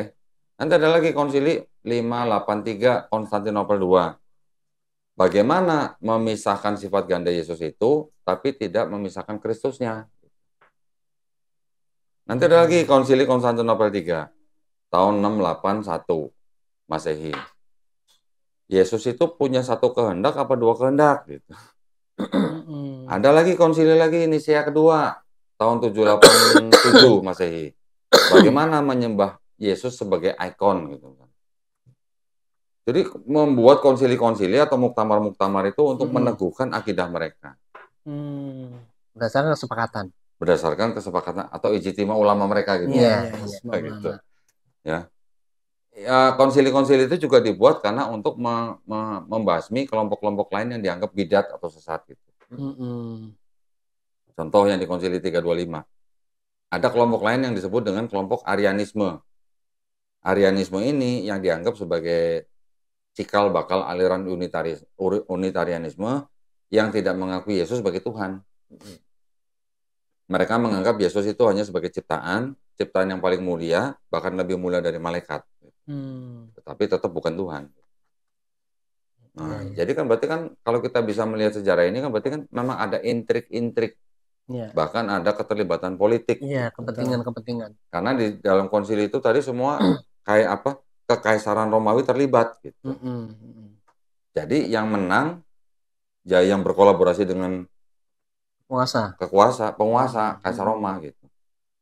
Sebelum ada Konsili Nisea, Kaisar Konstantin sudah membuat Edict of Milan. Menyatakan bahwa Kristen boleh menjadi agama di Romawi. Kira-kira sebelum Konstantinopel, Konsili Konstantinopel tahun 381, sudah dibuatkan Edict of Thessalonica kalau nggak salah ya, oleh Kaisar Theodorus apa siapa gitu. Menyatakan Kristen menjadi agama resmi Romawi. Padahal Yesus tidak mengajarkan kekristenan ya? Tidak. Kalau kita baca ini, Yesus tidak pernah menyebutkan kata Kristen, tidak pernah mengajarkan tentang Kristen. Jadi timbulnya Kristen bukan karena Yesus. Awal mulanya dari Paulus gitu. Ya, di Antioquia itu ya. Ya, di Antioquia setelah dia dan Barnabas dan pengikutnya menetap setelah setahun, Paulus, Barnabas, dan pengikutnya disebut sebagai Kristen. Gitu. Itu kan adanya setelah beberapa tahun setelah Yesus nggak ada. Sedangkan Romawi sebelum menjadi negara yang beragama Kristen, mereka menyembah siapa? Menyembah Dewa Mitra. Mengikuti ajaran Mitraisme. Gitu. Agama pagan ya? Pagan. Mitra dari mana? Dari Persia. Karena dulu Persia dikalahkan oleh Yunani. Gitu. Nah, Romawi dengan Yunani kan 11-12 gitu. Jadi kaitannya sejarah juga berarti. Mitranya diambil sama Romawi, dijadikan agama negara. Selama 400 tahun mereka menyembah Dewa Mitra. Begitu ada Kristen masuk, ini dilebur. Gitu. Makanya ada konsep-konsep yang mirip gitu. Ya kan? Kalau kita melihat Yesus ditetapkan kelahirannya 25 Desember. Mitra juga begitu. Dewa Mitra ya. Hari Minggu. Ya, terinspirasi dari situ ya. Gitu. Terinspirasi dari situ ya. Iya, jadi seolah-olah kayak dilebur gitu loh. Jadi Kristen itu awalnya sebenarnya ajarannya adalah politeisme sebenarnya, tetapi untuk disebut monoteisme mereka menggandeng ini gitu. Menggandeng kitabnya Yahudi yang monoteisme. Kalau sudah di sini kan sudah ada perubahan sehingga untuk digabungkan menjadi kitabnya Kristen ini sudah dimodifikasi dulu gitu. Jadi yang ini masih murni monoteis, di sini sudah ada perubahan setelah menjadi ini baru menjadi apa? Kalau monoteisme dengan politeisme digabung jadi apa? Jadi apa tuh? Jadi monopoliteisme dong. Atau monopoliteisme. Ada mononya tapi juga ada polinya gitu. Iya. Kenapa? Karena di Kristen ini mereka menganggap kan Tuhan, oke, walaupun mereka bilang Tuhan Maha Esa, Tuhan Esa, kan ada tapinya. Kalau kita kan, kalau Islam kan selalu ngomong pakai titik. Kalau ngomong mereka ngomong selalu pakai koma. Tapi mereka bisa bermanifestasi dalam 3 pribadi. Gitu. Begitu ada konsep Tuhan bisa bermanifestasi menjadi makhluk, itu yang sudah menimbulkan perbedaan dengan Islam, gitu. Dengan Yahudi juga. Gitu. Karena di Yahudi juga mengatakan apa? Tuhan bukan manusia, sehingga ia berdusta. Tuhan bukan anak manusia, sehingga ia menyesali. Masa kan ia berfirman dan tidak melakukannya, gitu kan? Bilangan 23:19. Ini kitab orang Yahudi. Terus nanti orang Yahudi juga akan bilang, di kitab sini juga bilang, Tuhan itu tidak ada yang lain, Allah itu tidak ada yang lain, hanya Dia. Tuhan itu tidak akan berubah. Tidak akan berubah. Berarti tidak bisa menjadi apa-apa kan? Tidak berubah gitu.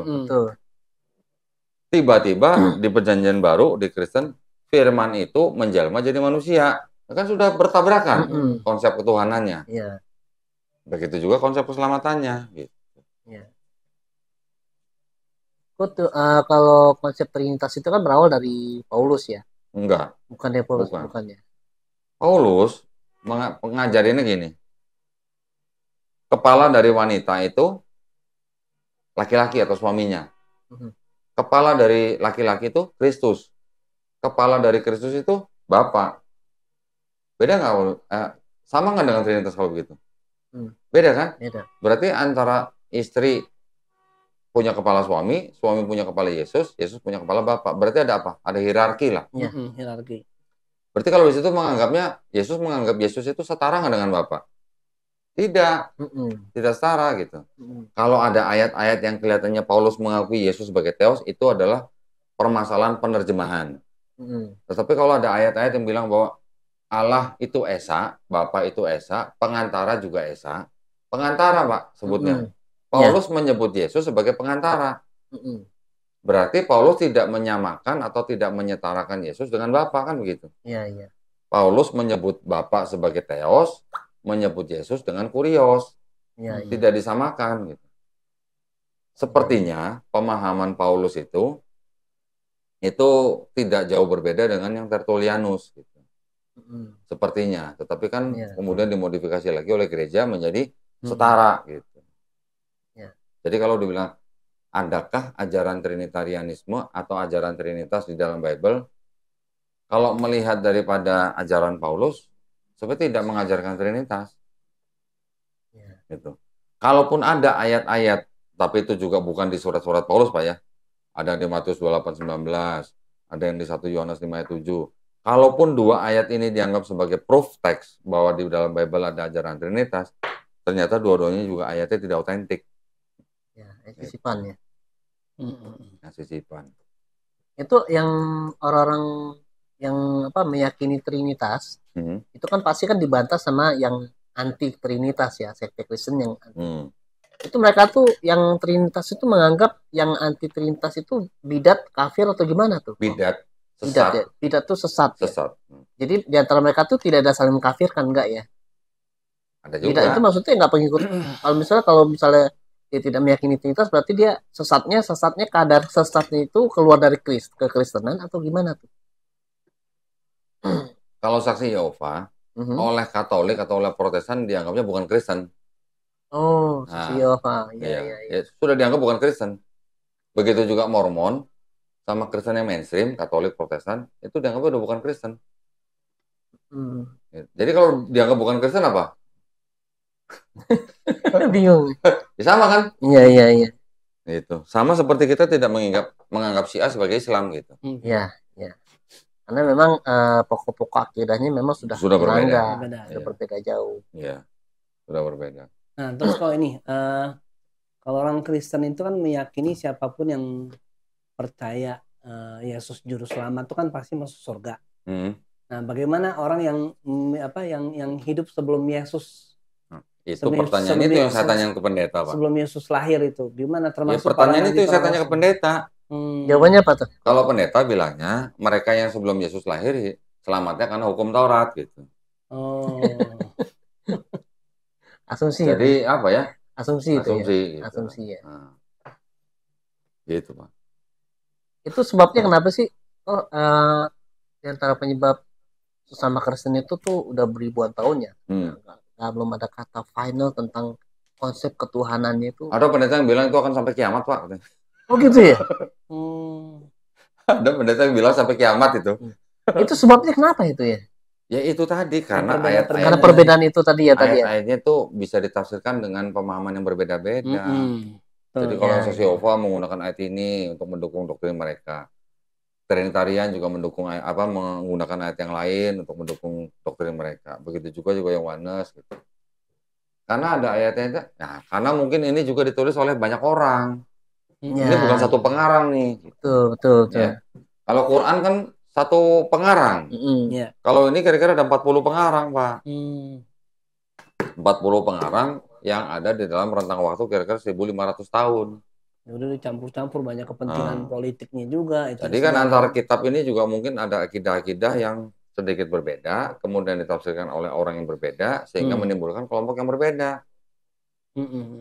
Gitu. Wong kita juga masih bisa menggunakan ayat-ayat di dalam kitab mereka untuk membantah mereka kok, Pak. Untuk membantah doktrin mereka juga, kita juga menggunakan dari sini. Itu yang kodon dilakukan itu selama ini. Iya. Kan? Itu juga yang dilakukan oleh Imam Ghazali, Pak. Untuk menuliskan, untuk membantah orang-orang Nasrani. Jadi itu udah dipakai oleh ulama-ulama kita zaman dulu sebenarnya. Masuk menghadapi ateis ya Kodoni ya. Iya. Gitu. Oke, pertanyaan selanjutnya ini, kapan saatnya seorang itu bisa dikatakan siap untuk diskusi atau berdebat dalam masalah kristologi? Ya, kalau dia sudah menguasai betul konsep ketuhanan yang ada di dalam Yahudi, juga konsep keselamatannya, juga dia juga sudah memahami sejarah kitabnya orang Kristen, dia sudah bisa membuktikan perubahan apa yang dari kitab Tanakh menjadi Septuaginta menjadi Perjanjian Lama, kemudian dia juga sudah menguasai konsep ketuhanan di dalam Kristen, sejarah kitabnya, siapa yang dianggap penulisnya, apa permasalahannya di dalam kitab itu. Nah, saya rasa dia udah bisa berdebat gitu. Secara detail ya. Secara detail, harus detail gitu. Kalau nggak detail nanti dianggap asumsi. Nah, yang paling penting lagi, setiap kali ada perdebatan itu harus ada literasinya, Pak. Iya, betul. Kalau cuma ngomong, tidak bisa dibuktikan dengan literasi, takutnya nanti kan jadi asumsi. Kalau asumsi kita salah, yang kita bawa di belakang nama kita kan mungkin juga selain diri kita pribadi, juga di belakang kita ada nama yayasan. Betul. Begitu juga di belakang lagi ada nama Islam. Betul. Itu yang lebih besar lagi. Itu yang lebih penting kan. Jadi kita tidak boleh membawa nama Islam dengan asumsi, harus dengan dalil gitu. Jadi berdasarkan berangkat dari ilmu lah ya. Iya. Pemahaman yang utuh gitu. Iya, jadi ya saya berharap teman-teman yang mau berdebat kristologi itu ya pelajarinya secara komprehensif nih. Boleh belajar teologinya, boleh, dan memang itu penting, tetapi bukan yang terpenting gitu. Karena kalau teologi, ya itu tadi saya bilang, jatuh-jatuhnya lakum dinukum waliyadin. Tapi kalau kita bisa membicarakan sejarah kitab mereka, kemudian ketidakoutentikan ayat-ayat mereka, apa yang mau dibantah, Pak? Kita menggunakan sumber mereka sendiri kok. Gitu. Perbedaan-perbedaan di dalam kelompok mereka, ini kenapa bisa sekian kitab, nih berapa kitab, nih berapa kitab. Iya. Itu.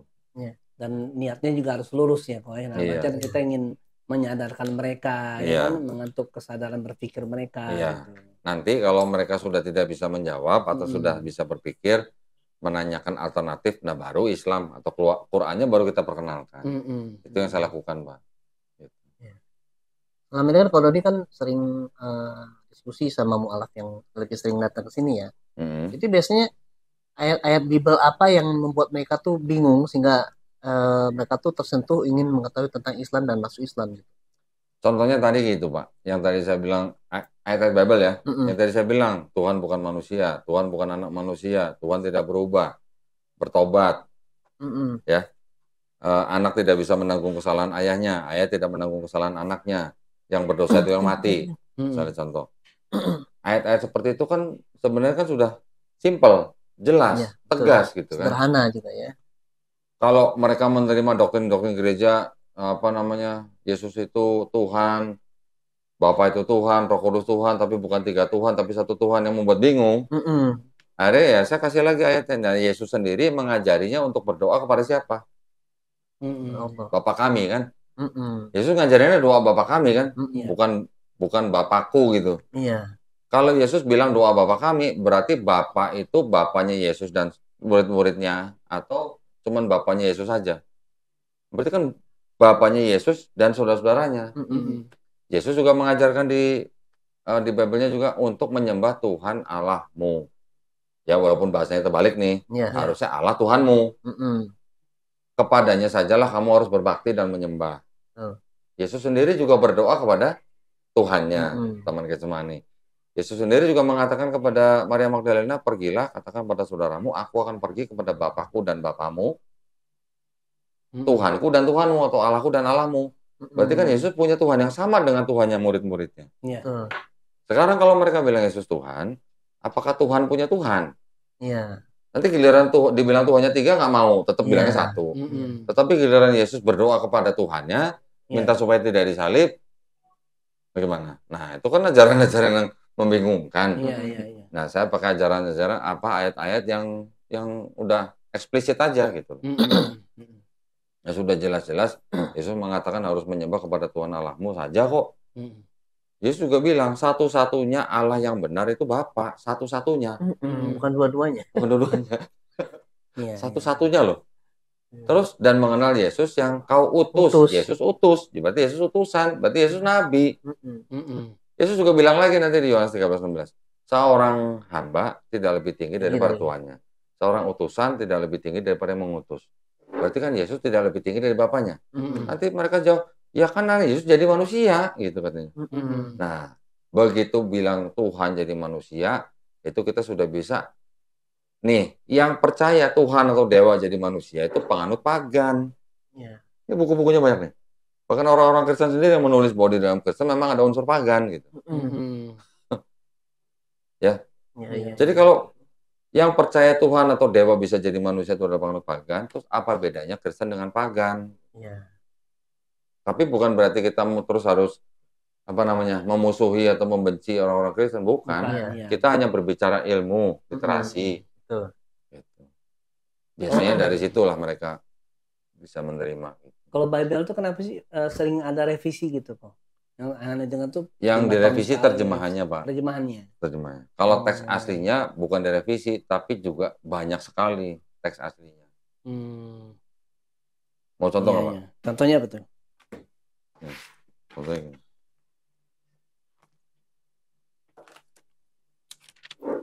Tapi ada juga yang direvisi begini, Pak. Ada juga Bible yang awalnya tidak menandai satu ayat itu sebagai ayat yang tidak otentik, di revisi berikutnya ditandain bahwa ini ayat memang tidak otentik. Itu ada juga yang begitu. Di footnote gitu ya? Catatan kaki ada footnote-nya apa gimana? Iya, ada bukunya. Ini Bapak bisa lihat nih. Ya, Lukas 4 ayat 44 cari, Pak. Ayat 44.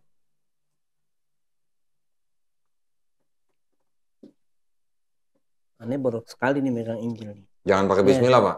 Iya. Ayat 44. Iya, coba cari. 3. Ini 42. Saya bingung nih nyarinya gimana kok. Sebentar. Saya cari dulu. Soalnya ini banyak angka-angka nih ada. Ya. Bentar, saya mau kasih lihat dulu perbandingannya.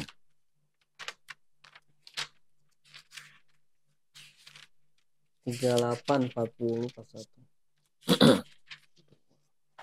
Nah ini Pak, sini. Ini kan cara baca gini Pak. Ini ada Lukas, ini ada terus ini angka pasalnya. Jadi kalau ini Lukas 34, sini ada 4, berarti ini 4 angka besar ini pasalnya. Ayatnya tinggal cari huruf yang kecil-kecil angkanya. Nah ini. Oh, caranya gitu. Nah, ini. Oh, ini. Nah, coba baca. Oke. Ini Pak Anto bisa baca yang sini. Ini kan Lukas 4 juga. Ayat 4-4-nya berarti yang ini. Oke. Pak Nandi dulu yang baca. Duduk. Bapak mendingan di sini biar kameranya kelihatan. Dan ia memberitakan Injil dalam rumah-rumah ibadat di Yudea. Di mana, Pak? Dan ia memberitakan Injil dalam rumah-rumah ibadat di Yudea. Di mana? Yudea. Sekarang Bapak baca bahasa Inggris. And he was preaching in the synagogues of Galilee. Sama nggak Pak, Yudea sama Galilea? Beda. Jaraknya 70 mil. Jadi kalau gitu, yang salah yang mana? Yang benar yang mana? Enggak, saya nggak nanya yang benar. Yang salah yang mana? Nggak mungkin dong Pak, dua-duanya benar. Pasti ada yang salah. Betul. Jadi saya nanya yang salah yang mana gitu. Kenapa bisa berbeda begini? Karena sumber manuskrip yang untuk diterjemahkannya berbeda gitu. Nanti ada lagi yang lain. Mau contoh Pak lagi? Ya, boleh. Menarik juga nih, seru juga nih. Tapi kalau Doni harus buka. Saya buka ya.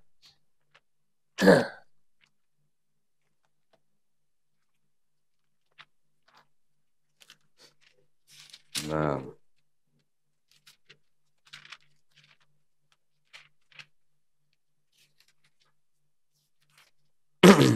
Nah ini 2 Samuel 21 nih ayat 19. Tunggu ya Pak ya. Ya. Oh ya, boleh pakai ini. Oh, ini cepat ya bukanya ya. Karena dari kecil Pak. Dari kecil saya. Mantan. Saya dulu pernah juara 2 lomba adu buka ayat Bible Pak. Oh. Gitu ya. Oke, cepat. Di gereja ya. Tahu dia ininya. Posisinya udah tahu nih. Mana? Ini yang kuningin. Oke. Bapak dulu situ aja. Oke. Bapak dulu yang baca. Ya. Dan terjadi lagi pertempuran melawan orang Filistin di Gob. Elhanan bin Yare Oregin, orang Bethlehem itu menewaskan Goliat orang Gar itu yang gagang tombaknya seperti pesa tukang tenun. Elhanan menewaskan siapa Pak? Menewaskan Goliat. Coba Pak baca Pak. Okay. Again there was war at Gob with the Philistines, where Elhanan, the son of Jerry Oregim, the Bethlehemites, killed the brother of Goliath, the Gittite, the shaft of whose spear was like a waver's beam. Jadi di situ Elhanan membunuh siapa Pak? Saudaranya Goliat ya. Brother of Goliath. Brother of Goliath. Ya, berarti saudaranya Goliat. Yang di sini Elhanan menewaskan Goliat.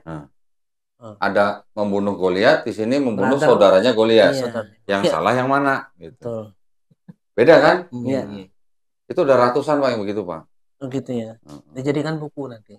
Itu saya sudah ada buku yang tinggal dicetak, cuman tadi itu. Ini baru 2 lah contohnya lah. Kok ada pertanyaan yang menggelitik yang mungkin kitab ini jarang disebut dan paling sering ditolak, yaitu Injil Barnabas. Ditolak oleh siapa?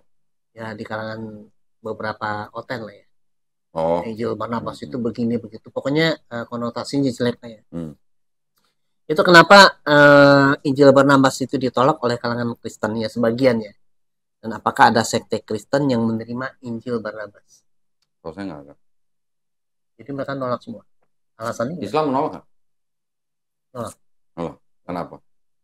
Karena bukan itu, bukan dari Nabi Isa. Memang bukan dari Nabi Isa, tapi di dalam Injil Barnabas itu disebutkan bahwa Nabi yang akan datang itu nanti bernama Ahmad. Iya. Islam menolak nggak? Enggak menolak. Hah? Kalau konteks isi yang mimba di semua Ahmad itu nggak menolak. Yang baca di. Tapi di dalam kitab yang sama yang dikatakan Al-Masih itu Muhammad bukan Isa. Jadi kita menolak. Injil Barnabas. Jadi di Injil Barnabas di kitab yang sama yang disebut Al-Masih itu Muhammad bukan Isa. Itu kan tidak sama dengan akidah kita. Berarti kita juga menolak. Gitu. Dan memang ditengarai yang menulis kitab Barnabas itu orang Islam. Oh. Gitu. Dia 18. Iya. Aneh pernah dengar itu. Saya nggak pernah pakai Gospel Barnabas. Oh gitu. Jadi semua yang disebut kalau orang awam bilang Injil Barnabas itu sebenarnya ada 3, Pak. Yang pertama Epic of Barnabas. Kira-kira ini abad kedua. Nanti ada lagi Acts of Barnabas. Ini yang di abad kelima, Masih. Nanti baru ada Gospel of Barnabas. Ini yang di abad ke-16. Barnabas itu nama orang? Barnabas itu nama orang. Murid Yesus bukan? Setahu saya bukan. Ini yang Barnabas yang dimaksud ini adalah yang orang soleh yang bersama dengan Paulus di Antioquia itu. Oh. Tapi berseberangan dengan Paulus? Oh, enggak, orang bersama Paulus kok. Oh, bersama Paulus. Iya. Bersama Paulus di Antioquia selama setahun baru mereka disebut Kristen. Oh iya. Gitu. Oke, kok nih kan ada beberapa kasus ya yang mencuat ya, yang nggak tahu yang nggak yang terekspos itu kan mungkin jauh lebih banyak lagi ya. Ada orang-orang yang mengaku mu'alaf gitu kan, ternyata dia mu'alaf abal-abal alias bohong-bohongan. Nah ini membedakan antara mu'alaf yang benar-benar mau masuk Islam atau yang abal-abal itu gimana sih kok? Apa kalau kita dulu harus kita ngetes dulu atau gimana, bener kayak gini gitu? Iya, karena di masjid kita pernah kok kayak gitu. Jadi ngaku kasih kesaksian. Kita kan sama Islam itu kan gampang percaya sama orang ya. Terus ngumpulin duit juga gitu. Ngumpulin duit, ngumpulin ini baju, begitu pas sholat Isya berjamaah dia kabur. Malam mati kita cek ternyata nggak ada. Ya. Kalau dulu saya juga pernah kejadian yang sama begitu. Saya mensyahadatkan orang, ternyata orang ini setelah kita taruh di pondok pesantren kita, baru ketahuan ternyata dia pernah bersyahadat di tempat lain. 2 kali malah. Ya, memang agak sulit ya mendeteksi orang-orang yang seperti itu. Tapi pada akhirnya sekarang kita menjalankan programnya itu kalau untuk orang yang benar-benar mau bersyahadat itu istilahnya kita monitor. Kita monitor dan kita kirim orang ke tempat rumah dia. Iya. Ya, kita kirim. Dan kita juga istilahnya menjalankan program pembinaan. Ayo belajar Islam kalau memang beneran Islam.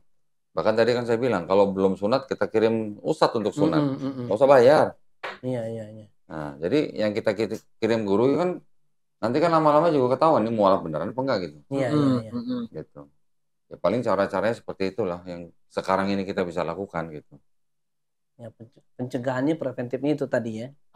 Pencegahannya saya berharap mualaf center ini atau masjid yang punya mualaf center segera kita punya asosiasi. Oke, tujuannya apa? Setiap mualaf center ini kan setelah mereka mensyahadatkan orang kan didata. Iya. Data ini disetorkan ke asosiasi, dibuatkan dalam satu website tertentu yang bisa diakses oleh para mualaf center ini. Iya, betul. Ada database-nya. Ada database, ada fotonya, ada orangnya, ada dokumennya. Jadi kalau misalnya salah satu mualaf center menerima orang yang mau masuk Islam katanya, kita bisa foto, kita bisa cek namanya dan segala macam dari KTP kan, kita cek ke asosiasi ini pernah syahadat di mana nih orang. Kalau nggak ada, nah kalau nggak ada datanya, baru nih orang bener, istilahnya belum pernah bersyahadat di mana-mana. Itu yang saya harapkan. Jadi saya memang sudah berkoordinasi dengan MUI Pusat supaya kita segera membentuk asosiasi mualaf center. Bahkan masjid-masjid kan juga ada mualaf centernya kan. Itu gabung aja gitu. Jadi siapapun orang yang bersyahadat di situ, datanya laporan di-upload ke website itu. Tujuannya lagi supaya apa? Kita tahu berapa orang sih yang masuk Islam di Indonesia selama setahun misalnya. Itu juga sampai sekarang datanya ada tapi terpencar-pencar gitu. Nggak terkoordinasi ya. Itu yang saya pengen dijadikan satu data sehingga kita masing-masing setiap mualaf center itu mengetahui gitu lah. Sama-sama tahu gitu lah. Mudah-mudahan kalau kita sudah punya asosiasi, hal-hal seperti itu tadi bisa dicegah gitu. Dicegah, betul. Iya. Saya juga sering. Jadi hati-hati orang ini pernah syahadat di sini gitu. Paling cuma begitu aja hubungan antar mualaf center aja. Tapi kalau datanya sudah tersentralisasi kan enak kita aksesnya. Tapi bisa nggak sih kalau misalnya kalau ada orang yang mau mualaf ya di masjid yang memang tidak punya mualaf center, Pak kalau mau syahadat nggak usah di sini deh Pak, Bapak silakan hubungin ke mualaf center. Itu bisa lebih gitu ya, lebih aman. Bisa. Karena kan mualaf center lebih bisa memahami. Bisa, gitu ya. karena bisa kayak gini gitu Pak, ya Pak. Kan tidak semua masjid berada atau punya yayasan. Ya.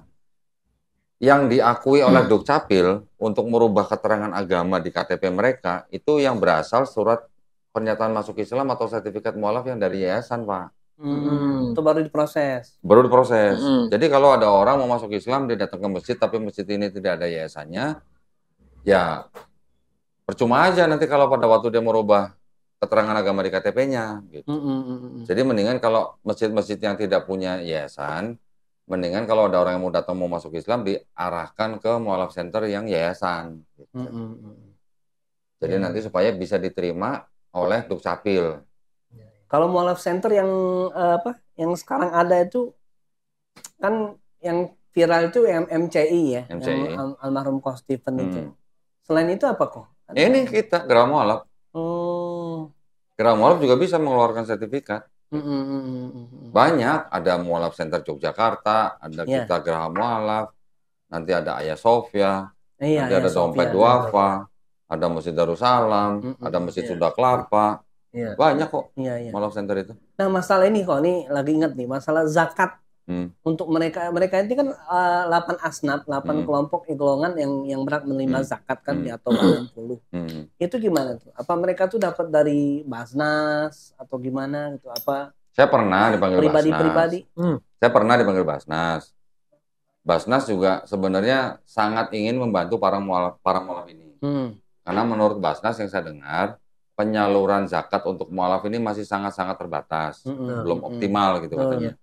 Nah, sedangkan yayasan-yayasan yang memberikan atau menyalurkan zakat kepada para mualaf ini juga sebenarnya dilema juga, karena yayasan ini belum tentu badan amil zakat gitu. Jadi sebaiknya kalau memang yayasan yang menerima zakat dari umat, terus kemudian menyalurkan kepada umat yang lain termasuk mualaf, sebaiknya daftar dulu ke Basnas nih, sebagai amil zakat gitu. Iya. Ini kayak aneh kan di rumah di Baitul Karim ini ada lembaga amil zakat infak sedekah masih Baitul Karim. Sudah terdaftar. Sudah. Tapi kita nggak ke Basnas, nyantel di Yayasan Yatim Mandiri. Sama juga, tapi dia udah levelnya udah Basnas. Nggak apa-apa. Udah Lasnas. Berarti nanti kalau saya butuh zakat untuk kasih ke mualaf, saya bisa minta Bapak. Bisa. Insya Allah bisa. Nanti bisa kerjasama. Ini kan bisa jadi apa ya? Pintu pembuka gitu. Iya. Bisa. Karena memang yang kurang diperhatikan tuh yang menurut Ani nih kok ya. Ya itu yang mualaf-mualaf itu dari 8 asnaf itu. Iya. Gitu. Kan mereka kan memang ya orang yang baru dilembutkan hatinya kan. Iya. Ya, karena kan mereka tuh mengalami trauma, mengalami apa? Enggak semua, Pak. Iya, enggak semua. Mengalami apa? Saya enggak. Diskriminasi atau apa? Tidak semua. Tapi ya ada aja yang begitu. Oh, masalah modus kristenisasi nih ya. Kan selama ini kita kenal itu kan mereka kan suka nyaru lah ya. Nyaru itu kan pakai jilbab, pakai peci, pakai baju koko, kemudian ke pasar-pasar menyebarkan kabar Injil, menyebarkan pamflet, brosur gitu kan. Kira-kira ada modus baru kan yang Doni tahu selain dari itu semua? Dari dulu sebenarnya udah ada.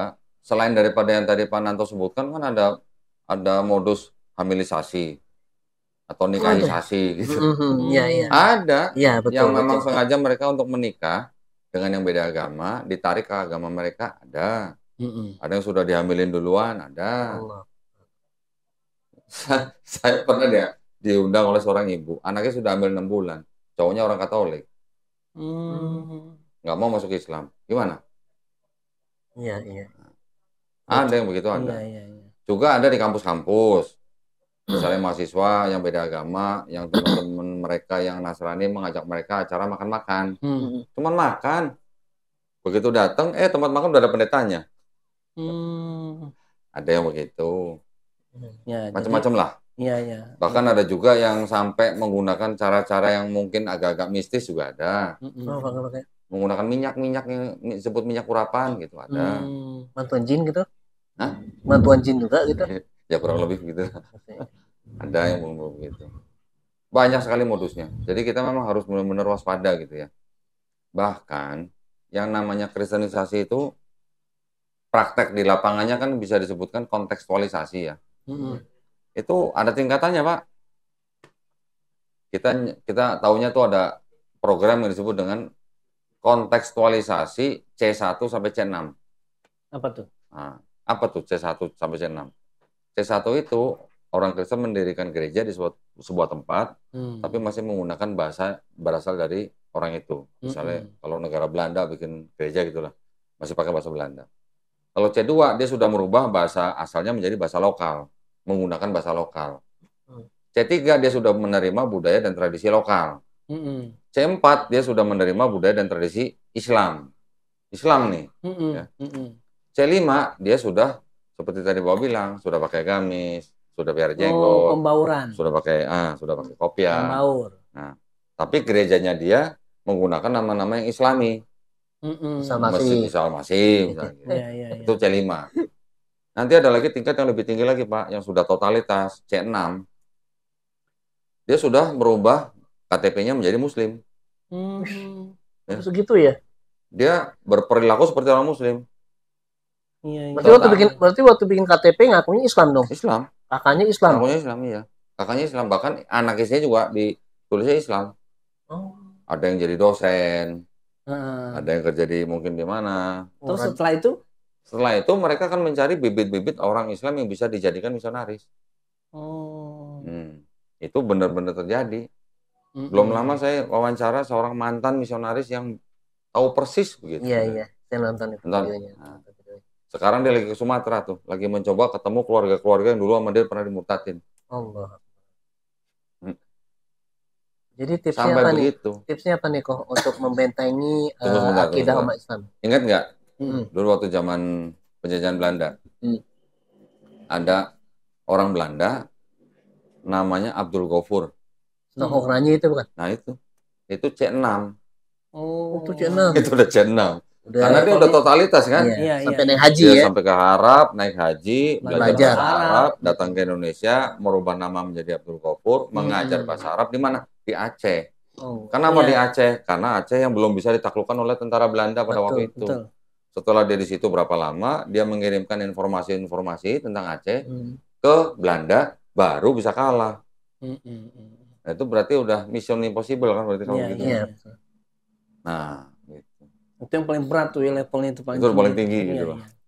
Jadi tipsnya apa tuh buat orang awam yang buat awam muslim dalam menghadapi serangan misionaris itu, nasihat Kododi itu apa kira-kira yang harus? Ya, yang pertama kali adalah kita harus menguatkan tauhid kita. Tauhid itu harus benar-benar dipegang erat gitu lah.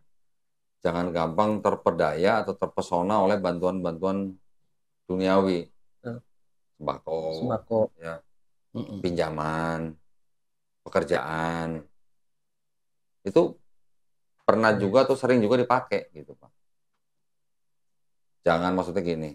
Oke lah, kalau ada fasilitas-fasilitas yang menguntungkan kita, ya kita menerima boleh. Selama kita tahu itu halal gitu. Tetapi pada waktu sudah berurusan dengan kita, diajak ke tempat ibadat mereka untuk mengikuti ibadat mereka, nah itu kita harus bisa dengan tegas menolak. Jadi pada waktu kita menerima bantuan juga akadnya harus jelas, ini bantuan atau pinjaman nih gitu misalnya. Kalau pinjaman harus dikembalikan. Jangan ada udang di balik Kalau bantuan, ya jangan nanti diminta lagi gitu. Karena belum lama terjadi juga. Ada orang masuk Kristen, masuk gereja, dikasih duit, giliran orang ini balik Islam, itu diminta lagi sama gereja gitu. Ada juga yang begitu. Nah, ya, buat umat Islam ya yang paling penting adalah pertebal iman, perkuat akidah, ya, jangan sampai tauhid kita tergelincir gitu. Cara-caranya nanti kita bisa lihat tadi. Begitu mereka menawarkan kita untuk ke tempat selain masjid ya sudah, ini udah pasti program kristenisasi. Bahkan jangan salah, orang-orang misionaris juga datang ke rumah kita menggunakan pakaian seperti Bapak. Tapi bawa ayat Quran yang dipelintir-pelintir gitu. Ada videonya saya, buktinya gitu. Ada. Nanti mempengaruhi iman orang-orang Islam.